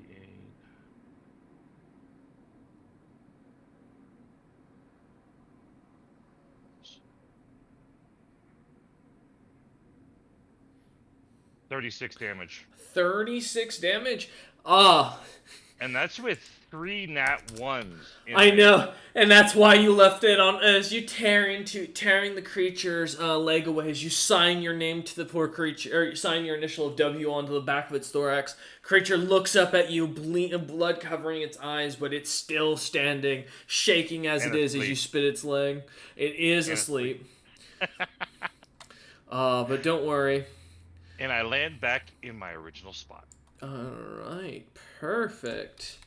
Let me double check something for my own notes. I'm just seeing if this is okay. Got you. No, alright, perfect. All right. As he goes back to his where he was standing, staring at the creature, glaring, prepared to tear into it once more. He ends his turn, having cleaved apart 2 of the creatures and only leaving 2 left. One on barely a hair's worth of HP. May, still tiny. Still hidden, still yet to be spotted. What would you like to do? This time, instead of flying in a straight line to the next person, I'm gonna arc myself to one of the sleeping spiders, and I mean, I'm only gonna do this one more time because I don't know. May gets bored if she keeps doing the same trick all over the place. So hey, it's up to you. One more. I want to be, I don't know. I don't know what I'm getting at. I'm gonna arc and bop one of the cubes or one of the spiders and cubify it, and I'm gonna try and use its body to basically use its body to be a blocker for me. Okay. Creatures would have to get through the large cube to get tiny me. Out of curiosity, are you going for one of these spell gaunts near Floor Snap, or are you going for one of the near dead ones around War as he's tearing them to pieces? I think the near dead ones near Wara are. I think he's gonna have a lot more fun if I leave him to those. Okay, got you. So I'm gonna do one of the ones near Floor Snap, so Floor Snap can clear his alleyway before he gets, turbo fucked by what's coming. Spiders. Yeah. No worries. All right, as you kind of fly over there, arcing over to the 20 feet to get over to the closest one, turning it to an ooze as it kind of continues sleeping, standing or making sure you're floating over it as the creature stays over its tunnel, just kind of laying there doing nothing, giggling to yourself as you enjoy the chaos of the ooze catastrophe as Floor Snap sees another ooze suddenly appear around him. It's almost like Apocalypse. I was gonna say, if it wasn't for May, it's almost like this spell god queen's setting something up to kill a Floor Snap with, but perfect. All right, May, as you end your turn, the gelatinous cube is going to make another balance check. Still staying where it's at, man. Those rolls are where my nat 20s are gonna go. Fantastic. The remaining dude who's awake, and on 1 HP, and intimidated, is going to try to attack Wara.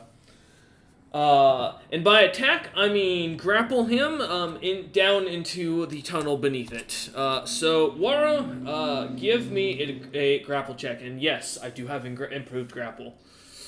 Spider has to make a touch attack first. That is a good point. And I want to make sure it's just plus 16. I don't get something cool. Does a 30 hit your AC, Wara?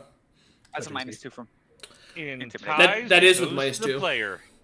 Oh, you.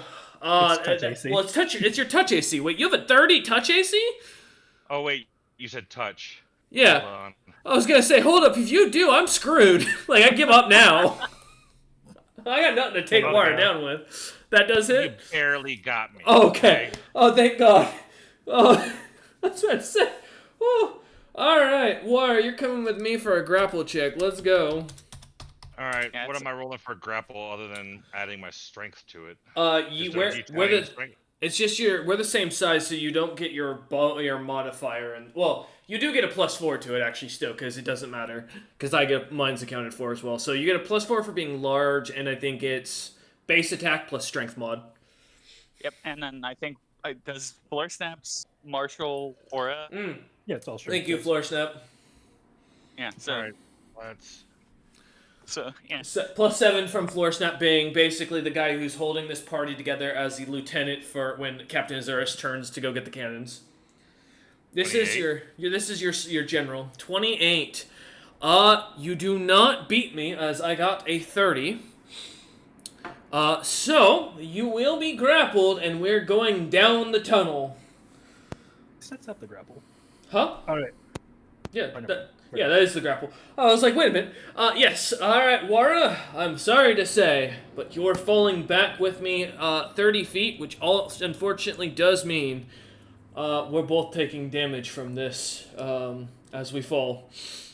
You do move half speed whenever, or are you just falling? Yeah, we're just falling, and you know the best part about both being grappled, neither of us can technically make a save for it, because technically grappled, you're stuck. So... Yeah. Yeah, you're definitely not available to make a double check. Nope, you just drop. The pinned thing is the only one where there's a specific, but in this case, since we're both falling. Yep. So, that is going to be 40 feet down, so that'll be 46. So that'll be 16 damage of bludgeoning to both of us. That overcomes my DR by 1. Oh Falling no! damage. I got a boo boo. Well, Wara, I've got good news, and I've got bad news. Because I realized what bad news falling damage doesn't matter for DR, as May was got about to point out. Wara, as you go landing, falling down the tunnel 40 feet, you fall into this open area, seeing the spell gaunts kind of flowing in here, seeing the large queen-looking creature standing over the sacks of eggs, looking almost directly at you. You watch as you land, and landing perfectly. You watch as your body slams into the spider and you squish it under your body weight, completely clearing the creature as you take the remainder, or as you take your fall damage. As unfortunately, as you look about, you can see one spell gaunt above you and one in front of you. Alright. So, good news is you killed another, though. However, that does not activate your Great Cleave before you get excited. I know. Yeah. I did double check that as a quick thing, actually, just in case. Yeah, but, let me jump on another one to see if I can fall down another 40-foot hole. Right? That's actually a plan. You know what? As Wara vanishes beneath, the other spell gaunt is still asleep for 20 rounds, so we're kind of stuck here. And ends their turn as Wara falls beneath, vanishing out of sight.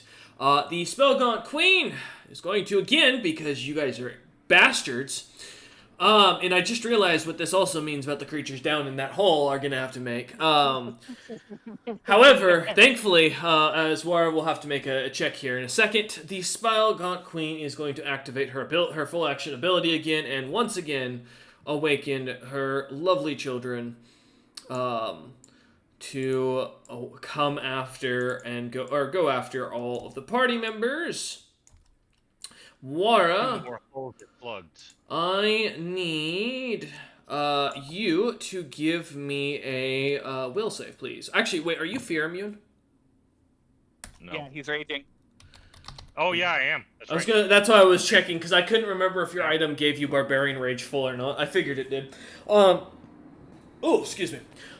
With that in mind, okay. Then let me double check for my other effect.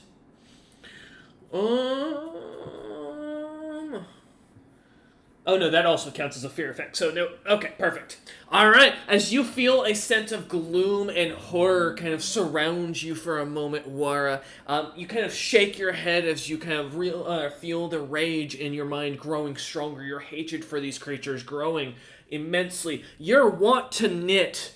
Or to crochet, growing to such an ungodly amount that these creatures don't understand the true art of the form. As the effect does not hit you in waves past. Alright, as she ends her turn, the set of 4 awake spell gaunts around Floor Snap are up. And as they cannot spot, or they did not spot May, and are going to focus on the individual who keeps literally beating them to death with their friends, which is an insult, to be honest, they are all going after Floor Snap. If they know where I am, I'm still invisible. You have a good point. Give me a hide check, please. I would love to. I don't think it'll matter, but you might surprise me. Well, I rolled that one on one of them, so It won't matter, but in the other way. if you can overcome a 41, you will then you won't be hit by all of them. If you can't, you're screwed. Holy wait! Why do you have a +8? Okay, please. How? Sadism applies to skill checks. Alright, no, hold up. I'm pulling this up. For every 10 points of damage a caster deals in a given round while under the effect of this spell, she gains +1 luck bonus on attack rolls, saving throws, and skill checks in the next round. And because of how... You're an asshole. Alright, what bullshit ability can I pull out of my ass? Give me a minute. You know what? Fuck you, I detect magic. Come here. That just gives you 50% concealment. I'm still attacking you. I'm like 15 feet in the air. I don't know if they have reach. Well, you have... I can clear the jump. Even if I roll in that 1, I can still clear 15 feet. Well, upside is they can't full attack then. Yes, it is true. I only get half of my attacks, which does suck because I get 2 attacks per turn per individual. So, come here. Let me roll for concealment first. So we'll say 50 below is a fail, 51 and above is success. All right. I also have blur on, so Really bad news. Yeah. That's still... Let me double check. they stack in a different way. Let me double check. You do one and then the other, because one is like ethereal and the other one is concealment. Is blur ethereal? A subject appears shifting, wavering, as if... no, it just gives you 20% more concealment. Oh, never mind. They don't stack. Yeah, so no, yeah, it's still concealment bonus. So do you want to take the 20%? I'd rather you take that actually, if you'd like. No, I was just okay. But that it was a mischance, which I say. because you can't have a mischance and concealment, and they stack in like the way that you roll one and then you have to roll the other. No, I got you. Yeah. I was just gonna say, like, I'll take it. Like, I'm 100% down for the 20%. The effect you were thinking of was displacement, and if I had put displacement on you, I wouldn't have been able to enchant the ammo. How many magical items do you have, by the way? God. Well, admittedly, they can't see any of them. So detect magic gives me the ability to sense magic items as well. So, and I will post it here if you want to read the ability word for word, just for reference. Lord Snap is a worm. All of his magic items are sealed in his body. No, come here, goddammit, no. Oh yeah, I forgot I am a worm. What? No. Yeah, made to polymorph me last session. Should never unpolymorph me.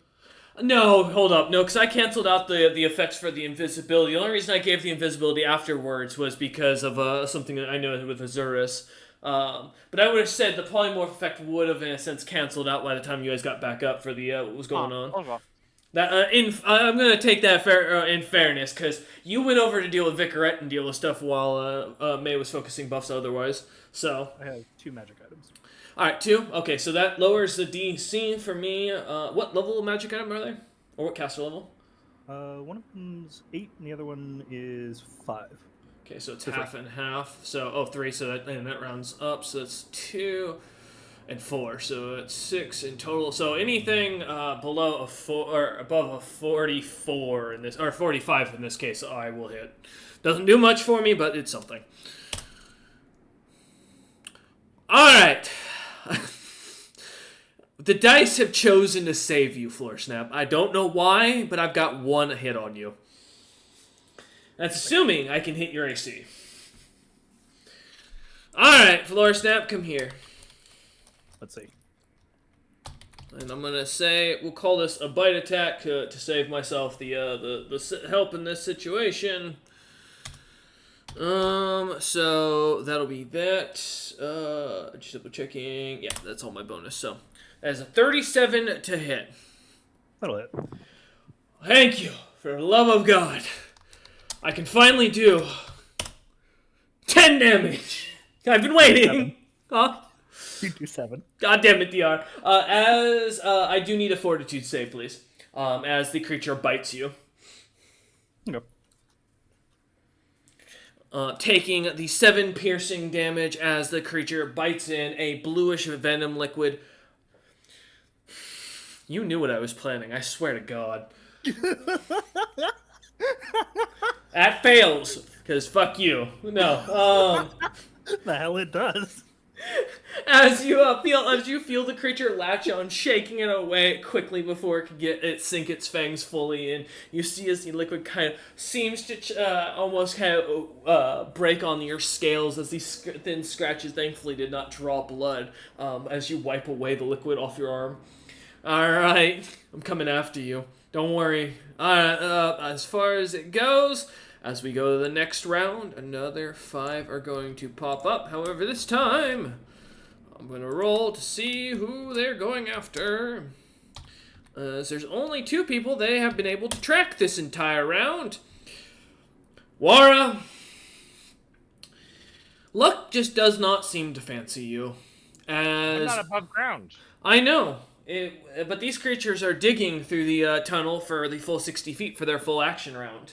As they are going to turn their tunnels around and begin to surround you on all sides. Another 5 begin to come around you. However, as they do, and at the end of the turn, I will make those saves just to save me the time. Let's do that at the beginning of it, because I can hear War giggling as he enjoys my misery. That is 27 as my highest, 22 as my lowest. Enjoy counting sheep.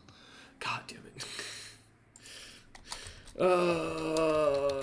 In total, 5 asleep. Okay, I'm coming after you. I want you to know, Wara, and remember that. All right, as that ends the round, Azurus still can't get a clear shot because you guys are all surrounded. I hate to be devil's advocate, but I don't know if he knows. Oh wait, no, he does have see invisible. Yeah, because that was earlier. It was noted because May cast invisibility on Wara before, right before Azurus patted him on the back. Seemingly, Azurus was able to see him. Yeah. So. As his eyes were glowing like a goldish yellow color. But as he still can't shoot, because, he can't see May from this distance, because May is too small. If I shoot, Wara's gonna get hit with sonic damage, or not Wara, but, Floorsnap's gonna get hit with sonic damage, and I don't want to kill you, so, at least I don't think Azurus would want to kill you, so... A lot of you are theoretically immune to sonic, right? No. But if you want him to think that, I can start firing all 10 cannons. I'm good. Okay. As Azurus will continue holding his action until you lot can get away from these creatures, ending his turn for the time being. Floor Snap, at the top of the round, you are up still. Four spell gods awake, and around you, one an ooze that's asleep, standing, or with May floating over it. All of them about 5 feet beneath you. What would you like to do? All right. Well, you're gonna fucking hate this. Yeah. You're a Grace lad? No, he's blue. Oh, I'm no, sorry. it's a slod subtype or straight up immune to sonic damage, theoretically. But no, I did not give that to him. Yeah. So you're gonna really fucking hate me for this. Mm-hmm. So it's time for some bull rushes. Uh-huh. I bull rush myself. You just gotta give yourself the hook like like the singing frog you are. Yep. All right. Myself right over to where the Wara pit that he disappeared. Gonna bull rush Wara directly upwards and out of the spider pit, and then slightly to the side so that he doesn't, fall back in. Can you bull? You can only bull rush an opponent. You can bull rush a target.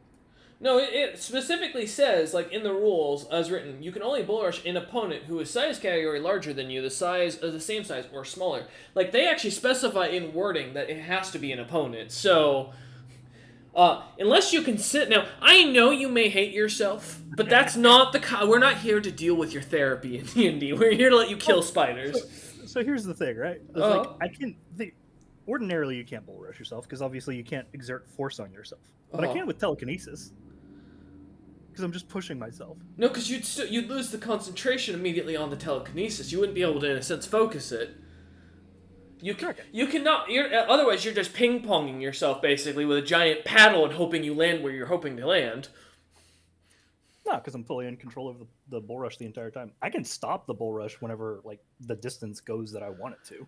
That's like, yes, but that's in the same sense that you're taking a shot from a cannon and then basically telling the cannon to stop. You're still going to be shooting at a decent force and flying. You aren't going to be able to maintain. You don't get to tell the cannonball in that sense where to go. Like, it's still, I can make a concentration check if you want. Fuck you. I'm not falling for that. I'm just saying, like, of all the times, I can make the concentration check if you want. This is like the one time he can make the concentration check. I know, that's why I was trying to bite him so he'd lose his sadism, because that was the whole point and why I was trying to get this effect off of him.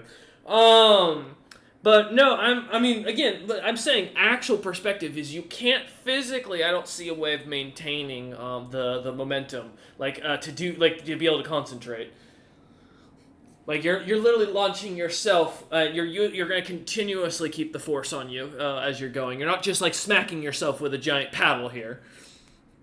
So, I'm gonna say no. I'm gonna say no on that because the rules is written. It does specify an opponent. Because otherwise, I'm gonna see Zebril somehow find a way to launch his fat ass at something, and I'm not gonna be happy about it. That's fair. I'm not. It's not a you thing. It's a what is Wolf gonna do to abuse me later. All right. I mean, I do the same thing. I just move over the hole instead. Okay. I'll take the full for your flying speed. What are you taking? It's 20. 20. Okay. With 20 foot of flying speed, yeah. Heading over towards the tunnel and looking down, you can see Wara currently being surrounded by these sleeping spiders. Yep. Bull rush him up out of the pit, and then I'll start slingshotting the ooze around for the last 2 attacks that I get from that standard action. Remind me, you're large, right? As floor snap. Yep. All right. Well, make a check, Wara, because you are technically in a rage, so you can't. I don't imagine, and you won't see this coming. So. I called down to nephew. I'm picking you back up. Hold on. Well, he was gonna say he's in a rage, so. He's in a rage. It's not mindless. No, his is like legit. I think because his is from an item. Let me double check what his states for it, because I know it specifies. Can I use charisma, dexterity, or intelligence? Yeah. Skill. Yeah, so like his ability to like even concentrate or focus on someone talking to him, that's not going to work in a sense. He is just an attacking machine. He recognizes friend and foe. If you want to send something down there to get his attention, but Well, I did he's yell down there to him to like say I was going to pick him up. yeah. Well, he's surrounded by enemies in a rage and reading to them. I still say yeah. I think for this it'll be a still check. So for the bull rush. Okay. What Oh, do I no. have to roll? It is going to be a d20 plus your strength modifier. And since you guys are still the same size, just it's no modifier bonus. You gotta try and beat an 87. I'm proud. I'm proud you still rolled a 29. That is respectable. That is, as you suddenly find yourself, I assume, just launch straight up in the air. Yeah, I do like because again I have control over like when I stop the bull rush, and I can move it to the left or right 1 square for every square that I move him like back, or in this case up. Okay. So I just gently drop him like onto the sand right next to the hole. As you find yourself Exactly where I was. back in the middle of the 5 holes surrounding you are once again as you look about looking for targets and only seeing a sleeping ooze. You get reverse goofied. Yep. All right. As that's your movement and your bull rush. Anything else, floor step? Yeah, I get 2 more attacks from my standard action. 'Cause... Wait. What? Yeah. Bull rush is a standard action, and then you Master move of the it. Unseen Hand. I get to use the. Because of the feet. Yeah. Yeah, I got you. Alright, so I'm gonna bull rush the ooze into the little guys, so they get to deal with that. God damn it. So we can make opposed bull rushes from the ooze getting just turbo nuked into them. Well, I could, but I can't beat your check legitimately. It's just to determine how much damage you're taking. Let's see. I just want to say that I did not intend for May to combo this well with Floor Snap. And in fact, it's not my fault because the 2 things I was given for May, that May is using to combo with Floor Snap right now came from me observing Azurus casting a spell and being attacked by a monster. Oh, no, I got you. Okay. So the only thing I've got is an extra +4 to mine. Ah, that sucks. Alright, so that's basically a +8. Alright. That is a 12. And is this, are you just doing this all 4 or 5? Like, what spell gaunts? Which ones at this point? Because there's many of them. Well, I can't target the spell gaunt directly. What I'm doing is I'm shoving the gelatinous cube into the spell gaunts. The cube. Oh, then let me actually update, because that is the wrong modifier. My apologies then. Actually, no. Sorry, that is a 4. Yeah. Yeah, because he has a 0 modifier to that, so... alright, go ahead and roll your damage. Well, I need the resistance from the... Probably, like... I can probably get, like, 3 of the spell guns, because the gelatinous cube, thankfully, is huge, so it's a 3x3. Got you. Reflex, fortitude, what am I looking at? Opposed bull rush, because it's just getting shot into them. God damn it. Yeah. I swear to God, you're dying today. It's happening. Just from the rolls, there we go. Well, there's a nat 20. Nat 20. Yeah, that doesn't make me feel any better when I roll a 2 before it. And a 5 right after. So 28, I assume, still fails in this situation? Yep. Yeah. No, go the distance that the highest save goes, so the nat 20 is for all of them technically. Okay. So just subtract from my sadism bonus.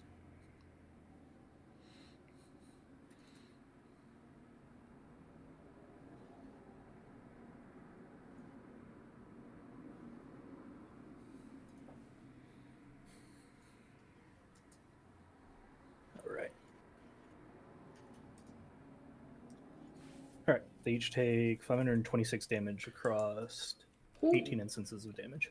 God damn it. Alright. Well, thank you. Now I have to... Let me divide that all up. I forgot that you stack like a bastard. Okay. It's not as bad as you think, because that's only 14 damage apiece. Oh, that's still gonna hurt like hell. Double check something. I hear you typing what? I was just doing the math for Oh, okay. assuming, 256 damage apiece. Gotcha. Assuming they have like the same 15 DR. Yes, I'm just looking up something real quick. Okay. All right. As the acid goes flying down on them, yes, I got you. I appreciate it. As the creatures find themselves smacked one after another with chunks of acid, the poor spell gods being rained upon by their compatriots as the creature continues with the damage. I will say, as you tear away from it, that ooze is dead. Oh yeah, very. Because the ooze has no damage reduction, so it's just fucking gone. As the creatures find themselves slammed one after another with the barrage, is there anything else you can or want to threaten the DM that you're dealing with? Well, we can do bull rush again. Feel free. Yeah, thankfully the Spellgaunt corpse is now just an object, so. Yeah. God damn it. Alright, fucking there you go. Oh, well, fuck, god damn it. You can tell the irritation gets quicker, or gets more, as my dice rolls get less efficient. I've got something cooking for you, I'm just waiting to do it. 24 as the highest. I know it doesn't matter, but go ahead. Also rolled a nat 1 for the viewers at home, and that is the fourth nat 1 today. It is 429 across 12. God fucking damn your sadism bonus. Vicaret's gonna get eaten for this, I swear to God. I will burn the ship down. Alright. Well, shocking no one, that group of Spellgaunts does find itself dead. For what it's worth. No, there's no what it's worth. I've got plans. Don't worry. Don't get confident now. Trust me. Wait till the end. Wait till the end. You be confident when you've survived. The session's not over yet. I'm not being confident. I'm just saying that like everything Vicaret has done is easily doable by many of the NPCs you have in the world. Oh, I know. That's not a point to make right now. Don't push salt in the wound. It does not help. It's just going to make me want to kill Florsnap with an act of God. Which, that might be funnier. If I zap you with a goddamn fly swatter, I swear to God. Alright. But, Florsnap, as far as it goes, is there anything else you'd like to do after burying my poor Spellgaunts with acidy ooze? No, I think I've done enough for one turn. Alright.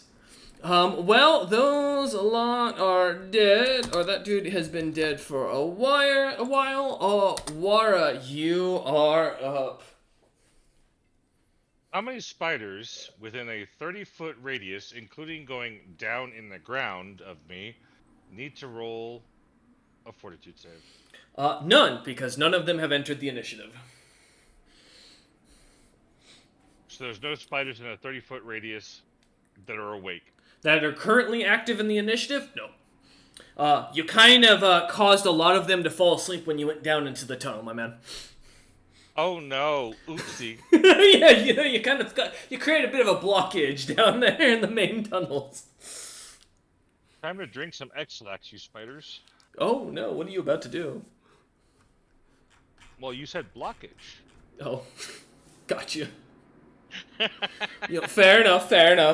But yes, with your rage and those sleeping down in the tunnels, what would you like to do? Ba-dum.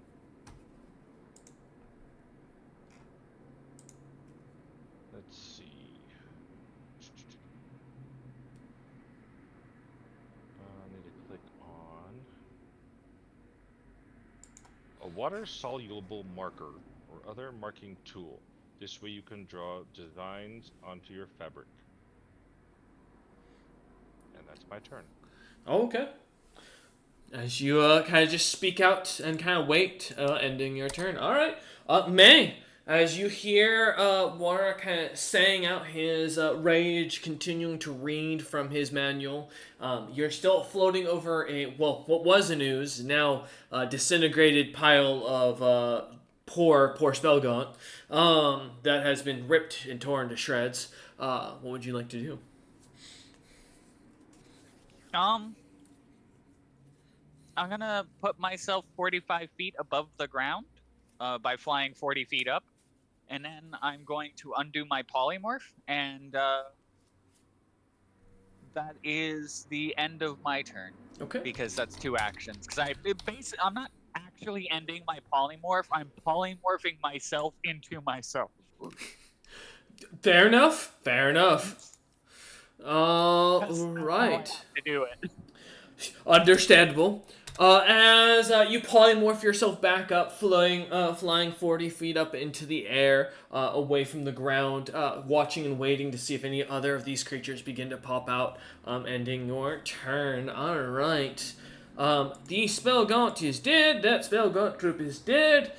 And now, since I don't have anything on the board, and because you've decided to cause me problems, I have decided to say screw you, specifically to one individual, and I am coming down on you hard, my friend.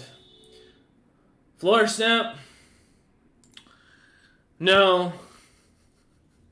As the greatest beacon of magic up there right now, and as the one that seems, or as the one who kind of gave a guidance for where Wara went, please give me a reflex save. Okay. In fact, actually, technically, for size and dimension, May, Wara also give me reflex saves. The ships can't make it, but I'm going to roll for theirs as well. How far away am I from floor snap? Floor snap, you'd be 20 feet to the left and 40 feet, well, technically 35 feet up in the air. Or sorry, no, because you moved up, so that would be 30 feet up in the air. My apologies. Okay. Is this a death effect? No. This is definitely a cold creation effect. God damn it, floor snap. Wait, it's a cold effect? Yes, cold creation. It is not evil, no. Okay. Yep. Good question, Is though. the Good source question. of it evil? Because, like, that's, yeah. Well. No, technically. Okay. Well, actually, no. My it's 29 neutral. isn't correct. I mistyped. Got you. That's why the 21. Gotcha, no worries. 15. 15. Okay. Well, surprisingly, you all succeed, so you all take partial, which means quarter damage. In bad news, as the Spellgaunt Queen begins to scream out, the sounds of the cracking of eggs down below can be heard, as she begins to cast her spell, and rains down her magic. Literally. The trees above the ground begin to wither, a few of them seemingly to a point down, and almost to the size of a sapling, looking limp and almost as if they are dying. Almost 20 of these trees begin to turn like this, as 3 meteors, or rather comets, come flying down towards you all. As well as 3 others towards the ships. Oh, they're cylinders. Yes. Okay. Again, hey, this is a demigod. This wasn't because of the fact that I am using the same spell list. I have a spell list I specifically have to use for this, and this is one of the higher magic spells I have. It's also the only spell I have at this level. Because I only have this, and can cast it twice, which is why I'm burning it now. Come here, and as far as it goes, so all 3 of you succeed. However, for the ships, 2 of them do not, which is going to piss Hunter off so badly later. Captain Azurus, I'm sorry if you're listening. However, it is sadly not as much damage as I was hoping for, as I take a look. So that will be... Let me just pull up everything. Yeah, so... 3 on you lot. So let me just do this like this. So that each of you will be taking these. Keep that in mind. Are they... Oh, is the damage lump sum, or is there different comets for each?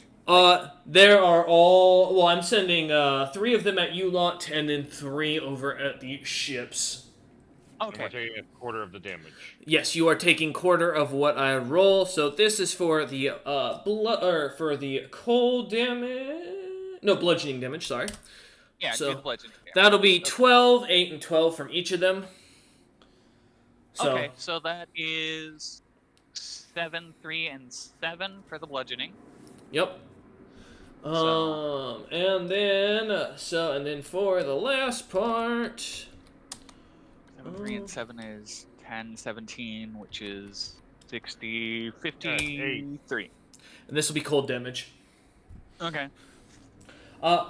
I will mention, as you lot take this. I do apologize. I misread the spell.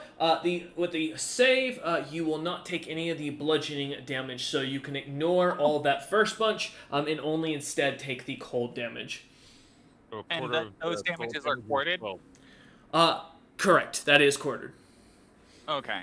So I have to... Yeah, it's for the Oh, cold. is that already? No, already is no, quartered? no, that is not Or- quartered. You would have to quarter it yourself. So that would be 3 that's and 12. 4. yeah. 12. Oh my god. I take 4 damage. You take 4 damage. You know what? She doesn't know that this does not surprisingly do things. Oh, and then let me roll for how many rounds this is coming down for, because this is part of her divine thing. Okay, so this will happen at the beginning of each of her turns for the next 3 rounds. Thank God for I cold don't... ice. I don't Yes. take any damage. As you see the large icy comets come smacking into you and melt as they slam into you, seemingly surprised by the lacking of the damage, but the impressiveness of the show as the creature launches these down. And for the ships, Oh, hey, whoa. Oh, okay. Wow. for the Oh, you were ships, scared for a second. that will be. Oh, thank God for hardness. Yeah, no, I haven't overcome the hardness yet. However, the cold does overcome the hardness, and I will say that does take. Wavescale's ship is now on 1 HP. As his ship kind of crumbles under the ice, but the 2 Man-O-Wars seem completely unfazed by the damage, thankfully. Right as she ends her turn setting up those comet strikes. That is both of her actions. Let me double check for divine. Do I get anything special on top of that?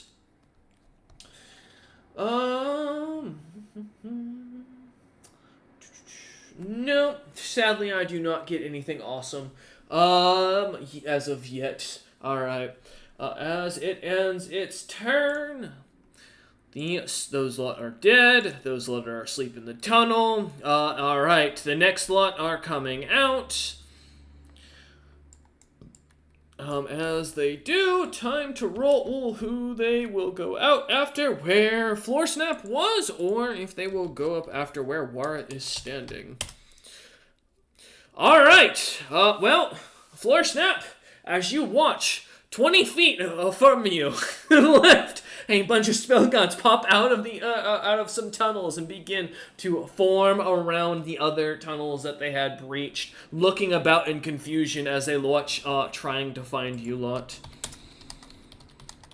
How confused are they from like the earth-shattering like bull rushes going on as well? I mean, it seems these creatures are willing to keep going, but if you want to give me a sense motive, you can kind of get a gist of like if this is going to be a continuous thing, like if they're like shaken at all by this.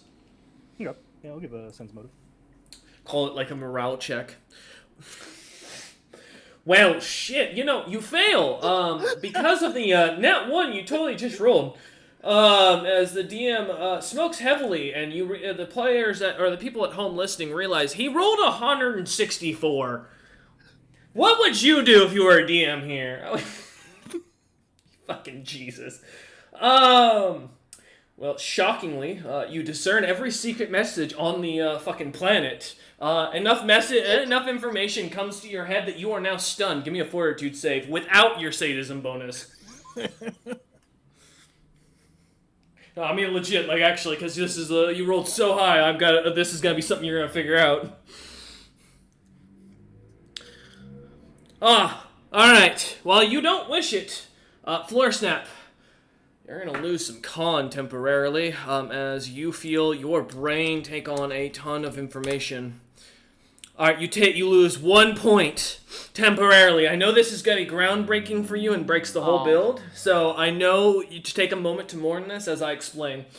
As you begin to realize, not only is this Spellgaunt Queen not phased at all by you guys wiping out her troops as her numbers continue to grow, but it seems like she is stalling you lot. The morale completely heightened as you seem to be falling exactly into her plan. The plan, you realize, as you sense something rumbling and the sense that the island is has a mind of its own. Also, the world is ran by a fat dude with a ginger beard, and you realize your existence is coming to an end as the Grim Reaper is following you. But that's beside the point as the save comes through and your mind begins to fill with this breaking information that this is all a written book, and like the never-ending story, the evil jaguar of darkness comes out and laughs at you maniacally as you now have to save this world. Like, shit, I didn't want to be a hero. That's his complaint. Technically, I don't exist. Well, that's interesting. Or do I? Do any of us really exist? Does space exist? Who for thought? Anyway, time to kill spiders. As Floor Snap contemplates if this is what it means to truly be a god in life, to understand this all. As Floor Snap is thankfully slightly not stunned from the effect, but with the effect of the temporary drain coming into full. With it, the morale check. Is there anything else you'd like to do with your 2 actions and movement still available? Yeah, I'm gonna drop into the hole and start fucking up the demigod, because it's officially her turn. Come at me, Miro. Come at me. All right. I just like cancel the my sustained telekinesis on myself to let myself fall into the hole and like catch myself like right before I hit the ground. Like an old school N64 Mario, you watch as Floor Snap just locks eyes with you, Wara, and gives a nod, and then drops down into the tunnel as he puts his arms across his chest like a hell diver truly would, and goes ramping down the hole as he uses his telekinesis to kind of help him curve around the edge. All right. As you go down, I assume you're going to be catching yourself with telekinesis. Yeah. Go. I figured it would probably just be like a free action because I'm just falling literally and then just catching myself. I will say it'll be an action between for well, if you're just gonna catch yourself at the ground, no. I was gonna say if you're trying to stop yourself at a specific like 10, 15 feet off the ground, I'd say yes, because it's like, oh, I'm timing this. But if you're like, oh no, I'm just gonna soften my landing, no. Yeah, I'm just softening the landing. Yeah, as you land on the ground, you look as you are surrounded by Spellgaunts on all sides, feeling the ground rumbling underneath you. There feels to be more coming, flying creatures seeming to flutter about as they do. This does not look like a fun place to be. No, but if we keep stalling up above, then whatever this thing is stalling for is going to happen. Yep. So I'd like to cause a cave-in. Ah! Alright. How would you like to do so? Well, I have recently undergone an idiotic amount of knowledge to be able to do structural engineering. So I'm going to target the weak points along the cave and slam the heaviest objects possible, like depth charges, into it. Give me a knowledge check first before you do so to see if you find anything. Okay. And as we bask in the 175 skill check for a moment, as players realize this is what it means to be broken at home. For those that wonder, yes, I did invite this onto myself. And that'll be written into my autobiography. As Floor Snap keeps me up at night. But, I will say, unfortunately, Floor Snap, as is noted in this stronghold, this area is built to be immune to cave-ins. It is literally designed to avoid that structural damage. There isn't a single weak point, and you're left in awe at the perfection of the construction. Like a beehive, it is, every measurement is perfect. Every blade of silk made of mithril and other metals that you see kind of glimmering is laid in the exact spot it needs to be. There is not a point in this cave that you can find that seems to be crackable. Could I rewrite reality to make it so? No. Even with slot speech? I'll tell you what, if you want to use slug speech next to a demigod and find out what happens, I fully am happy to let you do so. Are you not about to just attack me with like 7,000 spiders anyway? No, that's why I'm saying I'm fully willing to let you do so. I just want to kind of point out you're facing down a demigod with an increased intelligence. If this creature is able to adapt your tongue back at you, it's got demigod powers on top of abyssal tongue, just with your own intelligence. But I do also think, as you put in, you are surrounded by death. You are going to die if you don't do something drastic. Yeah. So, fully up to you, if you wish to go through with this. I just want to give you the perspective as an intelligent being. You can always roll bluff in order to make it a secret message. Yeah, I'll do that. Your fucking bluff check. You want to bluff it? Alright, roll bluff. I will roll sense motive in response. Okay. Of only fairness. Let me double check.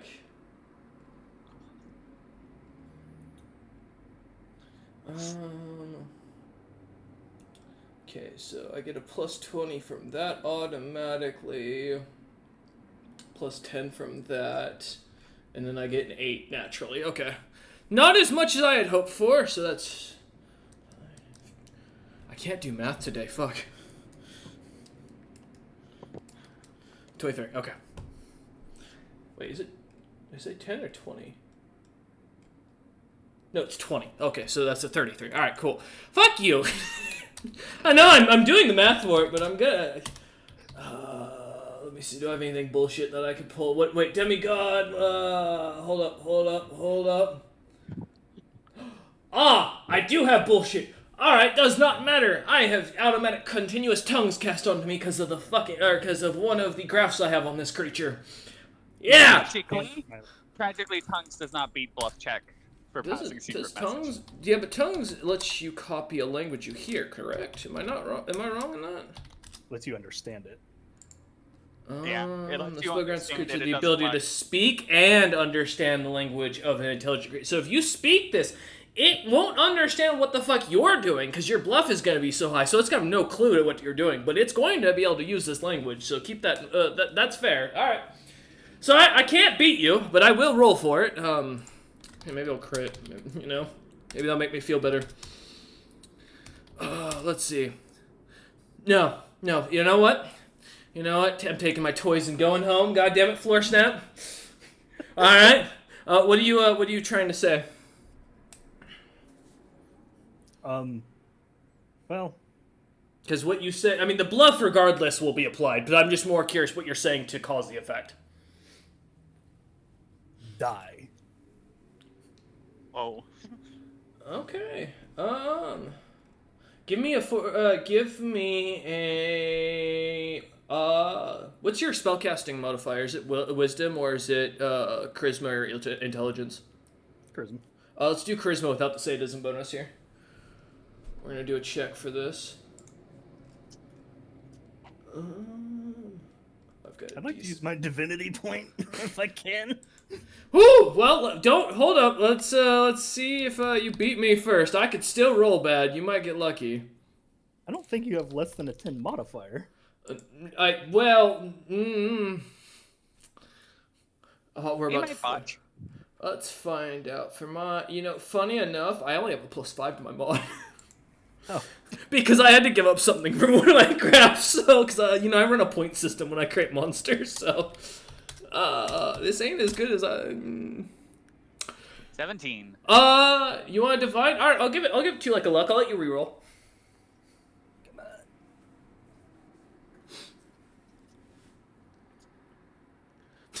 on. now. It did better. It did better. As you say die, though, in Abyssal, you see as the creatures around it, the eggs underneath it, begin to shatter and crack. The creatures, these strange-looking spell gaunt-like creatures that seem to have scales like slotty, seem to kind of pop out, their bodies white, with almost the blood having been drained out of them. Their scales grayish in appearance, as the bodies flop out completely lifeless. As the queen seems to look at you, as if as her thorax begins to glow, the symbol of the red cat upon it, seemingly taking the magical effect and canceling it out around her. As the queen seems to look at you in confusion. From what you can grasp, she did not seem to understand what you said. That's helpful. Try it again. All right, it'll be a second action though. Well, yeah. I admittedly didn't think I was. Well, yeah, I can't get all the way up the tunnel, and I think she can just hit me if I do try and do it. Oh, you did see her tentacle from her head burst all the way up to the beach side, so that is a fair perspective to take. Yeah. All right. I think it's just do or die. Okay. I guess this time I'll actually just target the rock instead of her. And all right. And what are you saying this time?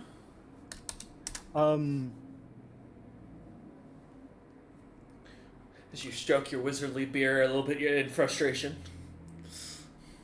Say grind to dust. Okay. Give me a charisma check. A rock does not have a bonus, nor does it have a negative. So here we go. All right. Can I not win a single thing? Yeah, I'm only doing this for combat. I won't make you do this in other sessions. Keep in mind.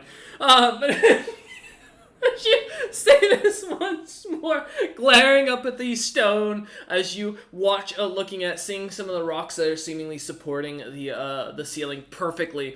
As you shout this, almost immediately, the back of the thorax of this creature once again glows as the red cat seems to show its symbolism, and the effect is canceled out. Oh wait, it does! You know what? You've got a fair point.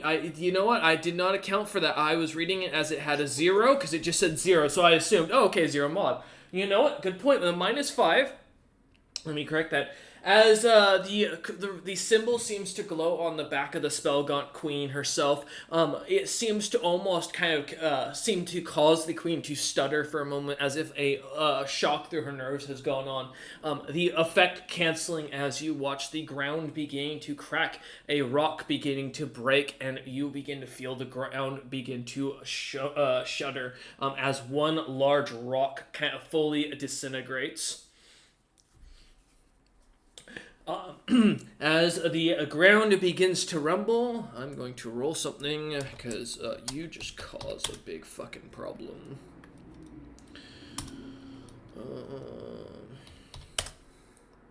Okay. Well, May, good news is, from your flying perspective, you can see this perfectly. Wara, give me a balance check real quick as the ground begins to rumble. Floor snap, you don't have to worry about it down below because of how the ground is set up. But you may have just caused a big problem. I'm trying to solve a problem with a bigger problem. Uh-huh. Is Wara and Floor Snap about to die? Dive, maybe. Oh. Wara, you there? Oh, there you are. Cool. 26, you succeed the balance check as you hold your ground, still in a rage, sword at the ready, or claws at the ready as you look about for an enemy. May, as you hear and see this, Wara, you begin to also hear the waves getting rougher and the island with the island shaking. May, on the sides of the island that you can see closest to you, what looks to be a jutting out large black stony rock seems to poke out of the underneath of the island itself. A massive cone-like shaped appendage seems to also poke out, made of this similar solid blackened stone. The waves begin to tremble and move and expand as the ships find themselves in a choppy and again, choppy waters as they continue to try and avoid the comet strikes coming down. The island begins to move, and you begin to feel the island starting to sink underwater, Wara and Floor Snap. As the rock ends, Floor Snap feeling the ground shaking as you realize the error of your actions, or maybe the success of your plan, depending on your perspective here. Is there any swift or immediate actions you have that you're going to pull out of your hat with the sadism bonus to just destroy me here? No. No? Alright. I was expecting you about to beat down on this queen, I'm not going to lie. I did too, because I thought the cave-in would happen. But It is not yet. You have instead caused a problem much worse. Right. As the ground begins to rumble and nothing has happened yet, we are going to see what happens. As the spell gone up next after Floor Snap is dead, Wara, you are up. Do I see any spiders? Awake. Looking around, there's not a single spider that's awake. As you look down in the holes, you can see a few still snoring down at the bottom. Then I yell down, "Uncle, hurry up and get up here!" As what's happening? As you hear Floor Snap shout back up, I guess confusion is that? Like, and then I say, concern. Got you.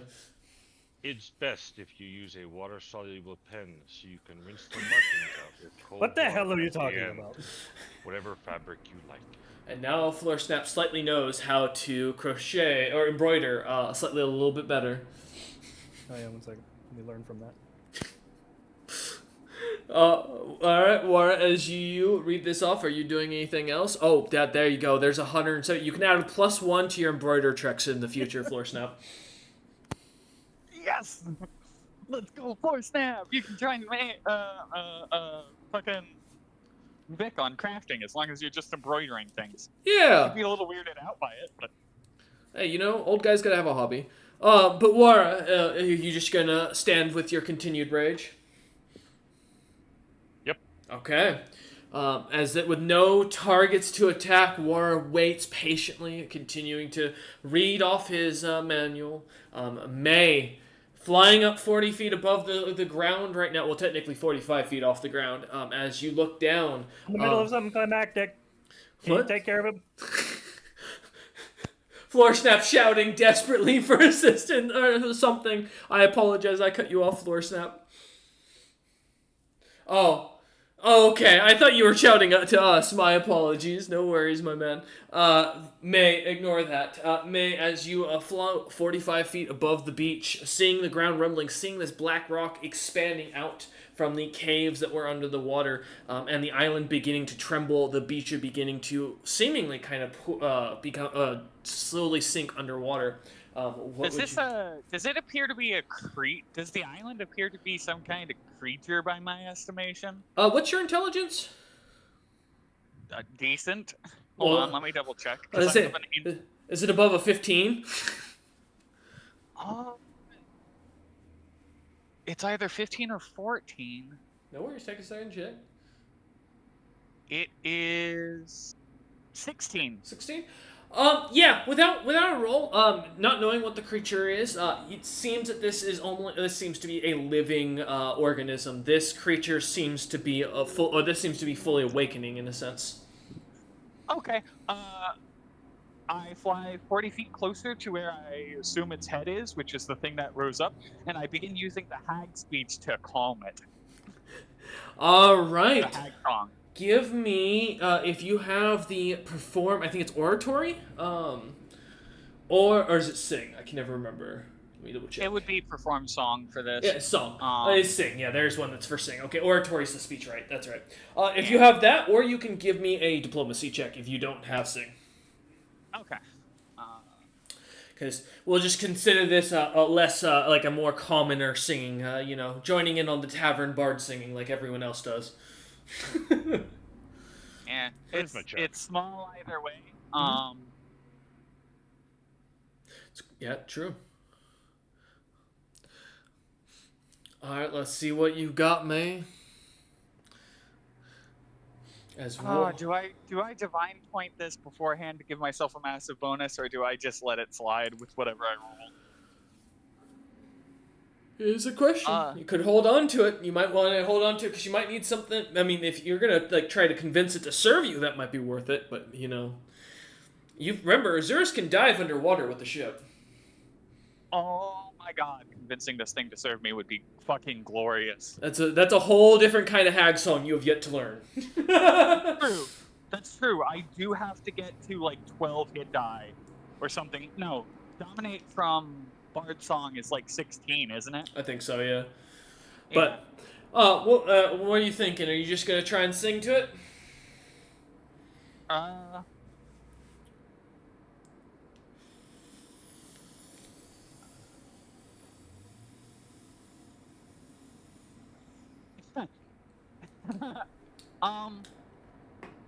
See, my original plan was to use the hag song to call the monkeys to us to attack the fucking spiders.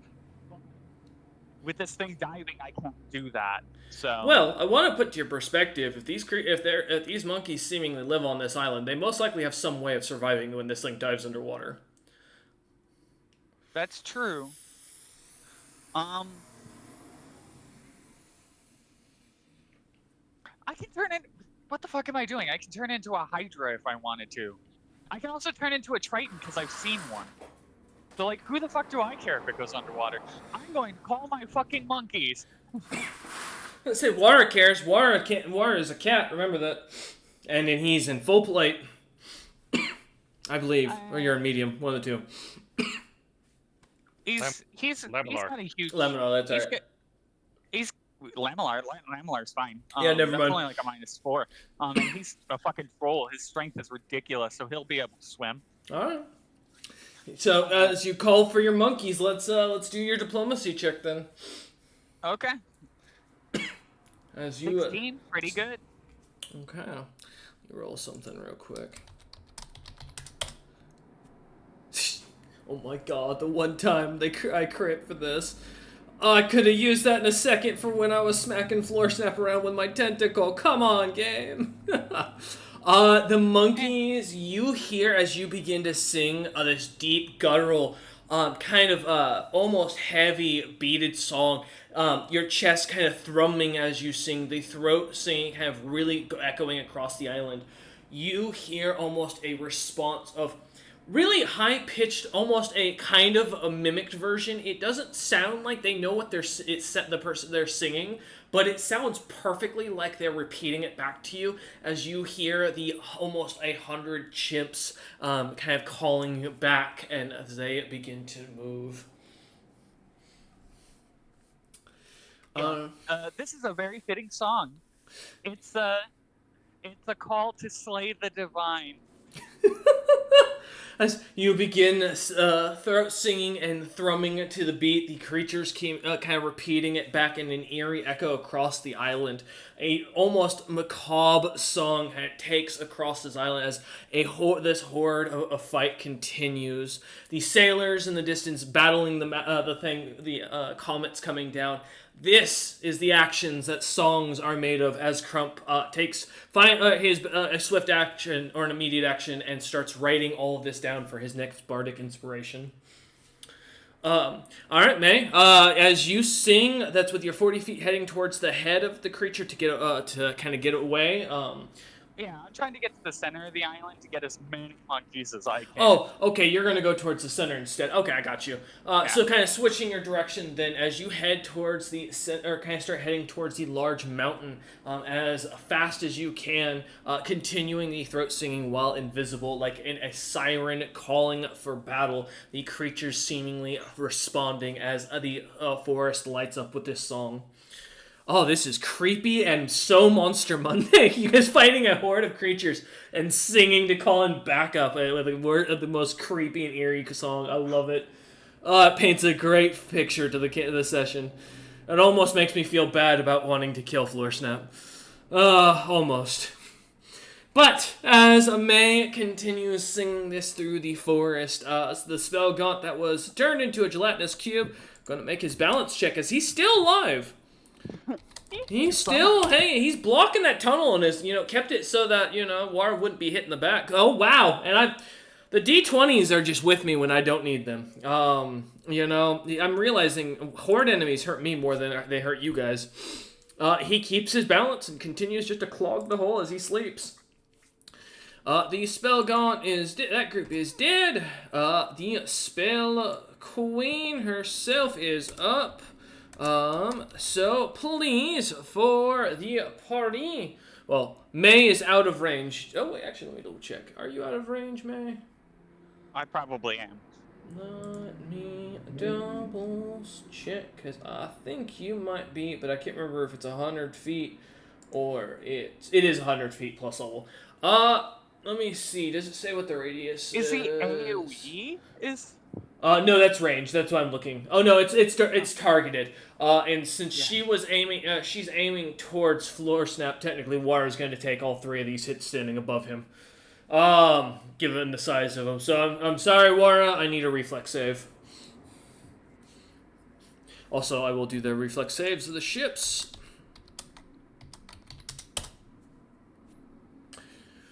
Ooh, okay. Well, wave scale ship saves this time. Oh, no, it doesn't. No, it doesn't. Oh, that sucks. Wara, you do succeed. Thankfully, so you'll only take the cold damage. I'll just roll that for you. However, this will be 3 different attacks, so let me get that up. Quarter damage. Yep, you'll take quarter, so whatever I roll, give me a moment.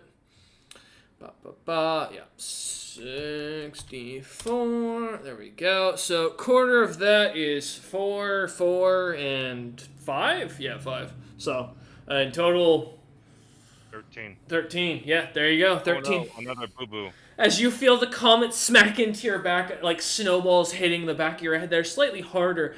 You feel a slight bump on the back of your head starting to form, like Tom and Jerry, or a Tom and Jerry cartoon. It's getting kind of annoying. Go ahead. Wara, did you get celestial qualities? No. Oh, I'm sorry. Never mind then.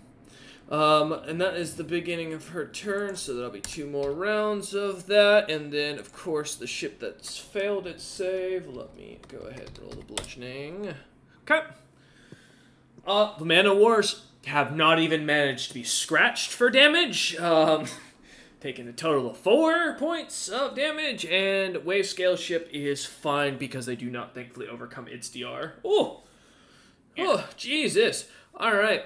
I think because of the damage that Wave Scale Ship took last turn, the kids are probably going to be moving over to that ship to repair it as carefully as they can. Fair enough. And if it's too dangerous for them, it will be Vic who does it. She has cold resistance, and she can tap herself to give herself more. So the first action, the Spellgaunt Queen is going to attempt a Fortitude save to see if she dies from trying to use this language.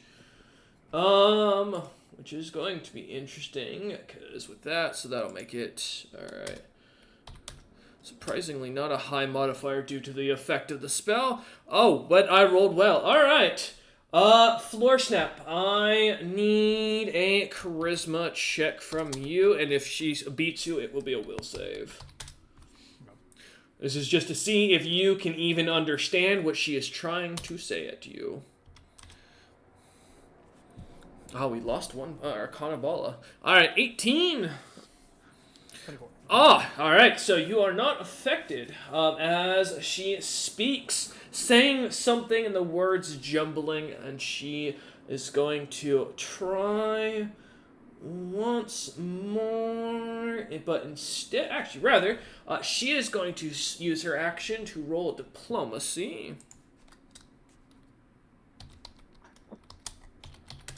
On me? Yes, you'll see why. Well, this is also just to see how effective she is at speaking. Alright. She, speaking in the ancient slotty tongue, is going to speak back to Floor Snap and say, "You seek peace on this island. Serve or offer one to serve, and I will allow you to exist and harvest what you need. in exchange for an annual tribute, 1 servant a year of a decent quality. This is what I will offer you, or I will end your people now that I understand your mysterious tongue. She'll wait for your response, as you'll get 1 response since she's using an action. What do you say back, Floor Snap? Other than being surprised she can speak your tongue.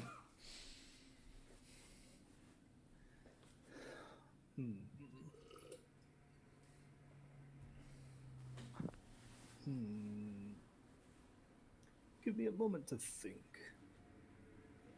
I'm sorry, I'm a bit taken aback. It's odd to see you speak like us. As you respond, as looking around, you see as she pulls up a dead slod body of what looks to be a green slod that has been nibbled on a bit more than it is actually there. There's chunks of this creature that are kind of missing. Most of its upper torso seems gone. Its legs, its belly vanished. All really there is the shoulders, one of the arms that looks to be still have something kind of nibbling on it, as well as a half of a skull with a brain that looks to have rotted to an immense amount, that you can, even from this distance, see some maggots kind of working within, recognizing these as bloodworm or young bloodworms. She kind of tosses it aside, and then will use an immediate action and call for her call for backup. As she ends her turn, and 5 spell gaunts will begin to rush in to support and hide behind her. Staying the hell away from Wara's goddamn 30-foot distance, so I do not have to roll fortitude saves to fucking fall asleep. They will come to surround her and block her body. As they will end their turn with that full action, watching you as they do. And as it is the end of the action, another group of 5 spell gaunts are going to get popped in. Alright, and Wara and Floor Snap being the only 2 they can sense right now. God damn it, of all the people I didn't want to go after at this point. Alright. Okay, as the creatures begin to kind of burrow out around Floor Snap and kind of stop as they wait, staring at him as they begin to kind of surround him more fully from underground. Floor Snap, you are now surrounded above, around, below. There's not a square in your 3-dimensional vicinity that is not filled with something that wants to bite you at this point. As you look around, but none of them seem to do anything as they stand and wait, ending their turn. Alright.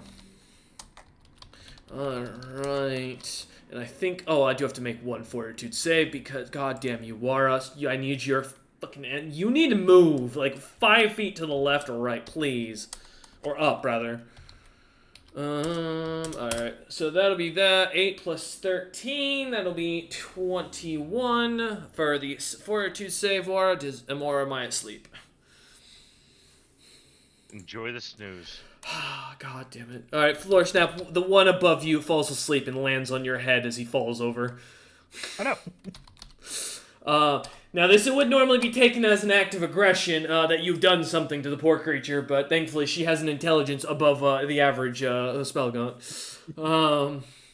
Actually, can I sense motive her attempt at parlay? Sure, feel free. While I update, that'll be your free action for the start of your turn as we go back up to the top of the initiative, and Azurus holds his fire. Can you... Well, I don't know why I ask. I really don't. 106, small 167. Okay. What are you trying to gather from her offer? Why she's making the offer, and if she's trying to hide any weaknesses. It seems that it's not a sense of weakness. It seems to be less that she knows she's going to win. She just is tired of watching basically the continuous struggle. It seems that there's something more of an understanding that if you guys are this capable, maybe you'd be worthwhile to use as shield. It could be, or that she's got more of an interest in you bringing her valuables because it would be more valuable to her to have you bring her parts. It's a hard tell overall, given her insectoid and demigod like emotion or demigod backing. But what you can assume is she is definitely not acting out of weakness. This is more of, I'm going to win. This is just beneficial if I let you walk away. You also get a slight sense that she probably will betray you in the far future, given you did roll such a high amount. But given that as you get the sense that Azores was probably going to betray her anyways, it's, given this is how the system works. So, take that with how you will from there. Yeah. Trying to debate whether or not trying to end her here is the right call, because like if she has slotty speech, then she's just going to get more powerful. I mean, she's already ridiculously powerful from what you can tell. She's a rising created monster into demigodhood with seemingly no worshippers anywhere in sight. Which, to your understanding, should not physically be possible. Well, I think technically the spell gods count. Well, with their intelligence, yes, technically they would. But I would also say that you've been told that this is a hive mind, so... Fair enough. Alright. Top around, how does that cave-in looking? Oh, yes, thank you for reminding me. Let me roll for that, because I rolled for Azur's thing. I forgot to do that. I have it under him, so give me a second.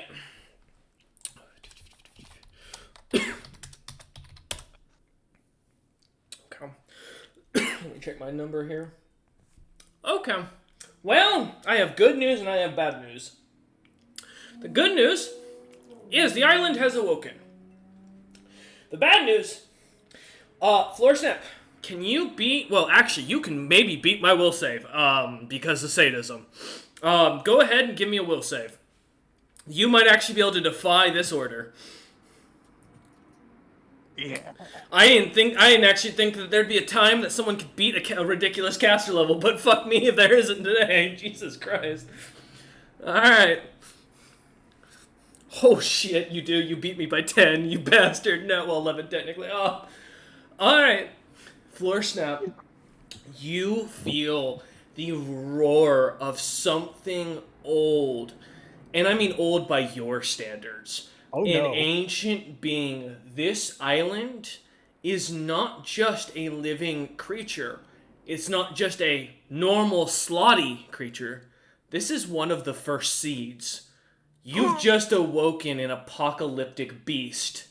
And as you start to comprehend, you remember an old tale when you were in prison about there supposedly being a legend of islands that were put to sleep by a group of bards after these things went on a tirade, wiping out almost all life on the mortal plane, being so terrifying that they were sunk to the bottom of the ocean and chained there, hopefully in hope that they would eventually sink to the plane of water. Wara, just in the background, in his mind, great, we're gonna die, as the melancholy sets in. It's like the one, what's that one cartoon, the dog from the elevator? No, the little droopy dog dude. Oh, God. But as you realize this, you feel an ancient command calling to you as this black seed, basically, and that sounds bad, but the first seed of the black slotty demands your servitude as you feel pressure on your mind, barely managing to over or succeed it just because of this spell. You feel the fear run down the back of your spine as everything grows cold. And it's not a cold island, Floorsnap. You just feel the intense power as the shiver and the intensity of the situation dawns on you. This creature wasn't rising to demigodhood by just having servants. It was siphoning the power of this island. Oh, well, solve one problem with another, I suppose. You could always tell the island that something's stealing its power and see what happens. I will say, with just the bonus you have, you get the sense that this island is not going to listen to you in the slightest. It's like Grandpa talking to an ancient racist Grandpa and trying to explain to him how your colored girlfriend is 100% a normal person and not considered property anymore. Like, this is not a good situation. Thank you, Floor Snap. Go ahead, though, sorry. I just like take stock, look at the Spellgaunt Queen, look down at the island, look at the horde of Spellgaunts, just kind of like nod my head once and go, good luck with that. And I just like kind of like rip a fucking rock out of the side of like the tunnel and like try like ride it up as I fucking like shock myself away from this fucking island. I like try and like put the jets to Wara and May as we just fucking leave. Okay. Give me your strength with your telekinesis to see how to pull the rock out. I will say, to your own intelligence, you are pulling pieces out of this creature's skin. Yeah, that's not stopped me. I know. I just figured I'd point that out. You're kind of pissing it off, if you is what I'm getting at for your own perspective. You're the one kind of poking it. I mean, it's been beaten up to this point, so... It's true. Yeah. Well, my need to get the fuck away from it is a little bit greater, and yeah, that's true. I can't bull rush myself, but I can bull rush a rock that I'm riding. Theoretically, you could step on one of the hatchlings and bull rush yourself with a hatchling. Well, they're far away. Yeah, you could take the sleep Spellgaunt technically that's still up beneath you, but resistant. All right. Defenses are down. Yeah, the macabre scene of you picking and like standing on the spider, flipping the bird to the Spellgaunt in turn. Yeah. Good luck. Sorry. The old black one is awake. You're dead. I do appreciate the attempt at diplomacy. A single tear goes down Floor Snap's face as he thinks about all of the powers he could have gained off this creature. As he shoots himself away. All right, go ahead and give me a bull rush on it. Let's see how far this thing goes. I think I still have to make a check for distance, right? Well, not 20 for 208. Wow. Well, with me being helpless, it's a -4, so that's a... -5. -5, thank you. So that's a 10. Or, sorry, an 11. That's not great. That's a... Hey! You know, I'm proud. I'm proud at the end. It fights as you launch yourself on this creature up the tunnel as fast as you can, flaring up towards the exit. Now, out of curiosity, assumedly you're going back up the one you came down, correct? Correct. Okay, just making sure because I want to know if you're playing Russian roulette with slimes. So, I had to ask. Yeah, I use my other two bull rushes to bull rush May and Wara directly towards the ships. I will say, as you come out of the tunnel, coming up, you do see Wara right in front of you as he's still reading off his manual of embroidery. May is deep in the forest singing, throat singing, with the sounds of these apes singing and running towards her. So I will say she's out of sightline for you, due to the trees and such. Can I roll spot to see her? Oh, you know what? That's fair. I'll give you a spot check. Right. Yeah, I'm not stealthed anymore, and he has the invisibility. So. I was gonna say, your invisibility makes it. You rolled a nat 1, so I'm gonna say no. You fail. You don't see anything. Wara is such a beautiful, magnificent slotty in front of you that you just can't look away as you see a perfect picture of your younger self. They just say, "May, gotta go. Apocalypse monster. We're leaving." You hear Floor Snap shout this out. My trollness is magnificent. Yeah, true. I shoot myself and my nephew to the ship and just keep an eye out for May.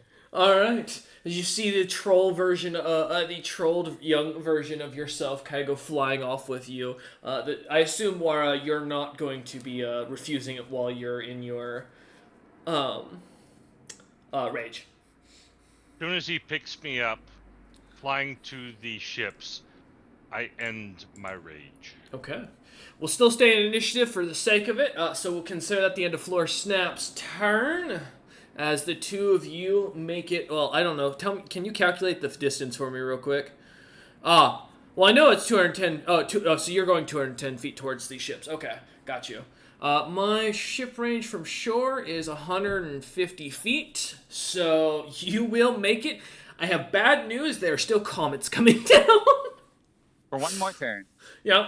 All right. But as you end your turn, Floor Snap, that spell gaunt is dead. The Wara is up, and if you write in there that sadism ends, I swear to God, I'm gonna kill you. Oh, okay. I thought you were about to tell me it just ended. It's 70 minutes of it, by the way. Listen, I didn't know that. Have now lasts until the end of the round. It doesn't. No, I know. Then it's gone. I was gonna say, I was like, holy crap. Oh, well, yeah, that's fantastic. Okay. As you end your turn, that spell gaunt's dead. Wara, you are flying through the air and dropped onto the ship. I assume dropped onto the King's Mercy, as that is your guys' kind of crown ship. Yeah. If I've got a choice, then yeah. Yeah. If not, well, yes, assumedly you'd have a choice of which way you're ricocheting towards. Are you into the slightly to the right or slightly to the left, you know? Yeah, as you go flying over, Wara feeling weaker and tired as you land, Captain Azura's looking to both of you in surprise as Crump kind of is singing a tale, helping the men's aim, though unfortunately unable to use any of their bonuses because the entire time you guys were next to the creatures they wanted to shoot at. As you land, though, Waro, looking around, seeing Captain Azurus kind of looking at you in confusion, wondering, kind of looking back at the island, what would you like to do? Hey, Captain. We're back. Nods.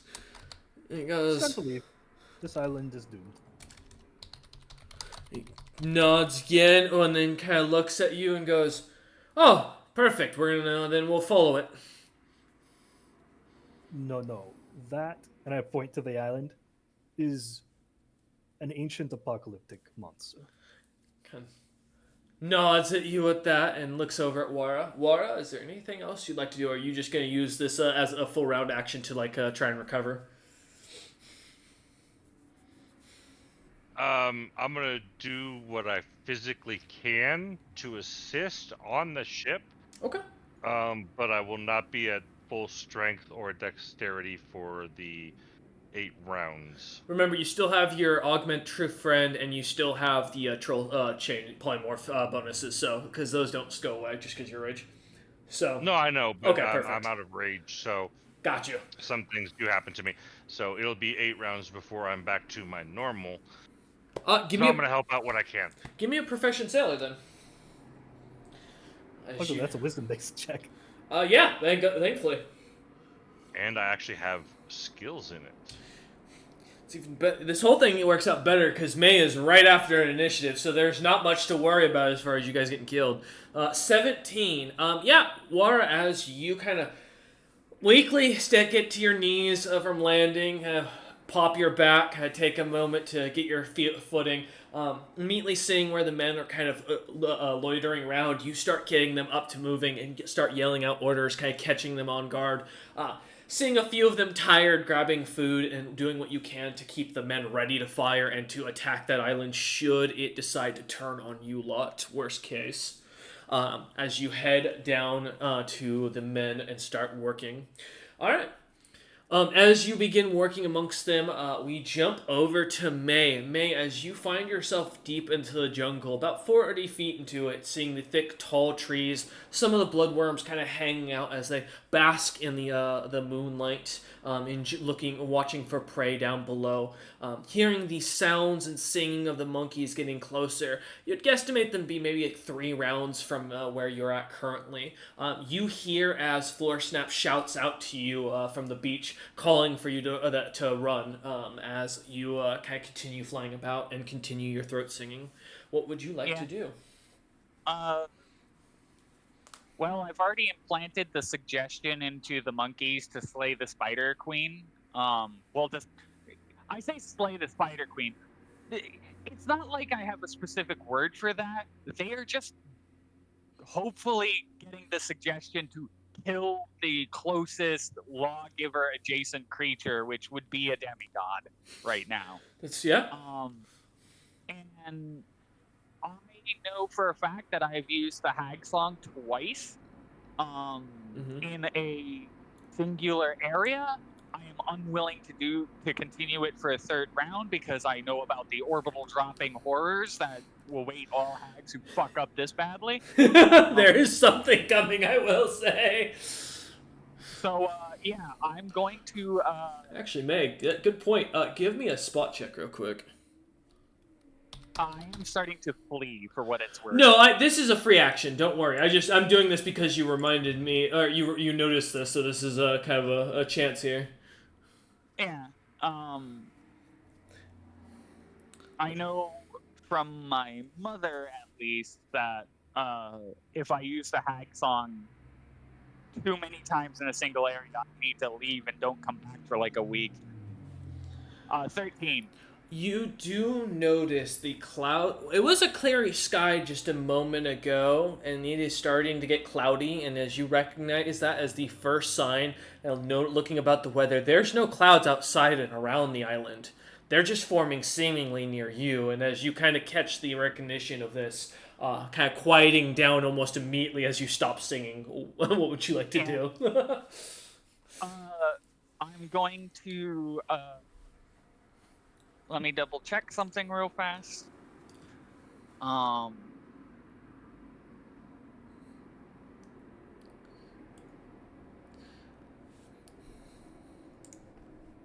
Damn it. Where is it? There it is. That's not it. I'm going to polymorph myself. Mm-hmm. And I'm going to turn myself into the alternate form of the fire electric, which is a living fireball. And I'm going to streak across this, which gives me a 90-foot fly speed of perfect. And I'm going to fly, sprint, flash. I'm going to zip towards the ship at that speed. Like and you are like a giant glowing flare. I like it. Okay. Like, hey guys, see me, please don't let me die. I got you. I love it. Yeah. All right. And what's your movement speed for this in this polymorph? It puts me at 90 fly speed perfect. Okay, and so with run, does run apply to fly? I think it does. Only for perfect flight. Okay, so that would still be, I think, 4 times because you're caster, so you're not probably wearing armor. So correct. All right, cool. Yeah, as you go flying off, you manage to, with ease, with that much movement speed, go launching off towards the ship as the crew sees this glowing fireball going towards them. Captain Azurus and Crump looking on in surprise and looking over at at Floorsnap, wondering what is going on as they continue looking towards the island and looking back at him. As you land on the ship, May, that will take us out of initiative for the moment for the big portion. We will now consider Eula as part of 1 of 3 initiative. As I re-roll something. Mm-hmm. Yeah, one. And then I have plans for my next turns because it'll save us from a lot of trouble. Don't worry, we're just gonna pull up something. Alright. Also, Floorsnap, I apologize, but those monkeys are dead because they are now the only source of Hag Song still going. No! Oh, we're not dead, which is the important part. But there's a magic immune horror knight that's about to land. Not I just don't one. think the first seed gives a shit. That's a problem. Yeah. Well, they may the problem is they may clash with each other. That makes it worse. All right. All right. So, let me monkeys because we don't want to forget them in the roll as they do count as a separate faction. All right. As we round out the initiative with round 2, we bump to what I will call the crew initiative. But before we get to that, as we hit this point looking on, you lot watch as the ship itself kind of shakes as May lands. May, feel free to write down in the chat real quick what you're planning to do with your next round for me while you're thinking about it, and I'll explain why here in a second. As you all four, five, including Crump, look on, seeing the island begin to come to life, the head plowing out, screeching out in this strange tongue as the waves seem to kind of smash against its sides, smacking against the shell and washing out the island. You watch as the clouds begin to open up, and what looks to be four large heavy objects seem to go flying towards the island, slamming into the center of it and colliding with it as screeching is heard. At the same time, watching the few holes on the beach where the spell gaunts had been coming up, beginning to not only fill with ocean water, but glow from the creature, or from the divine, or the demigod down below, as it begins to glow and an immense power begins to expand. Before we jump into the combat, we're going to end here as Azurus takes a moment, looks to the crew, and contemplates what he wants to do next. As the DM thinks it's only fair he gets to decide. We thank you all for watching.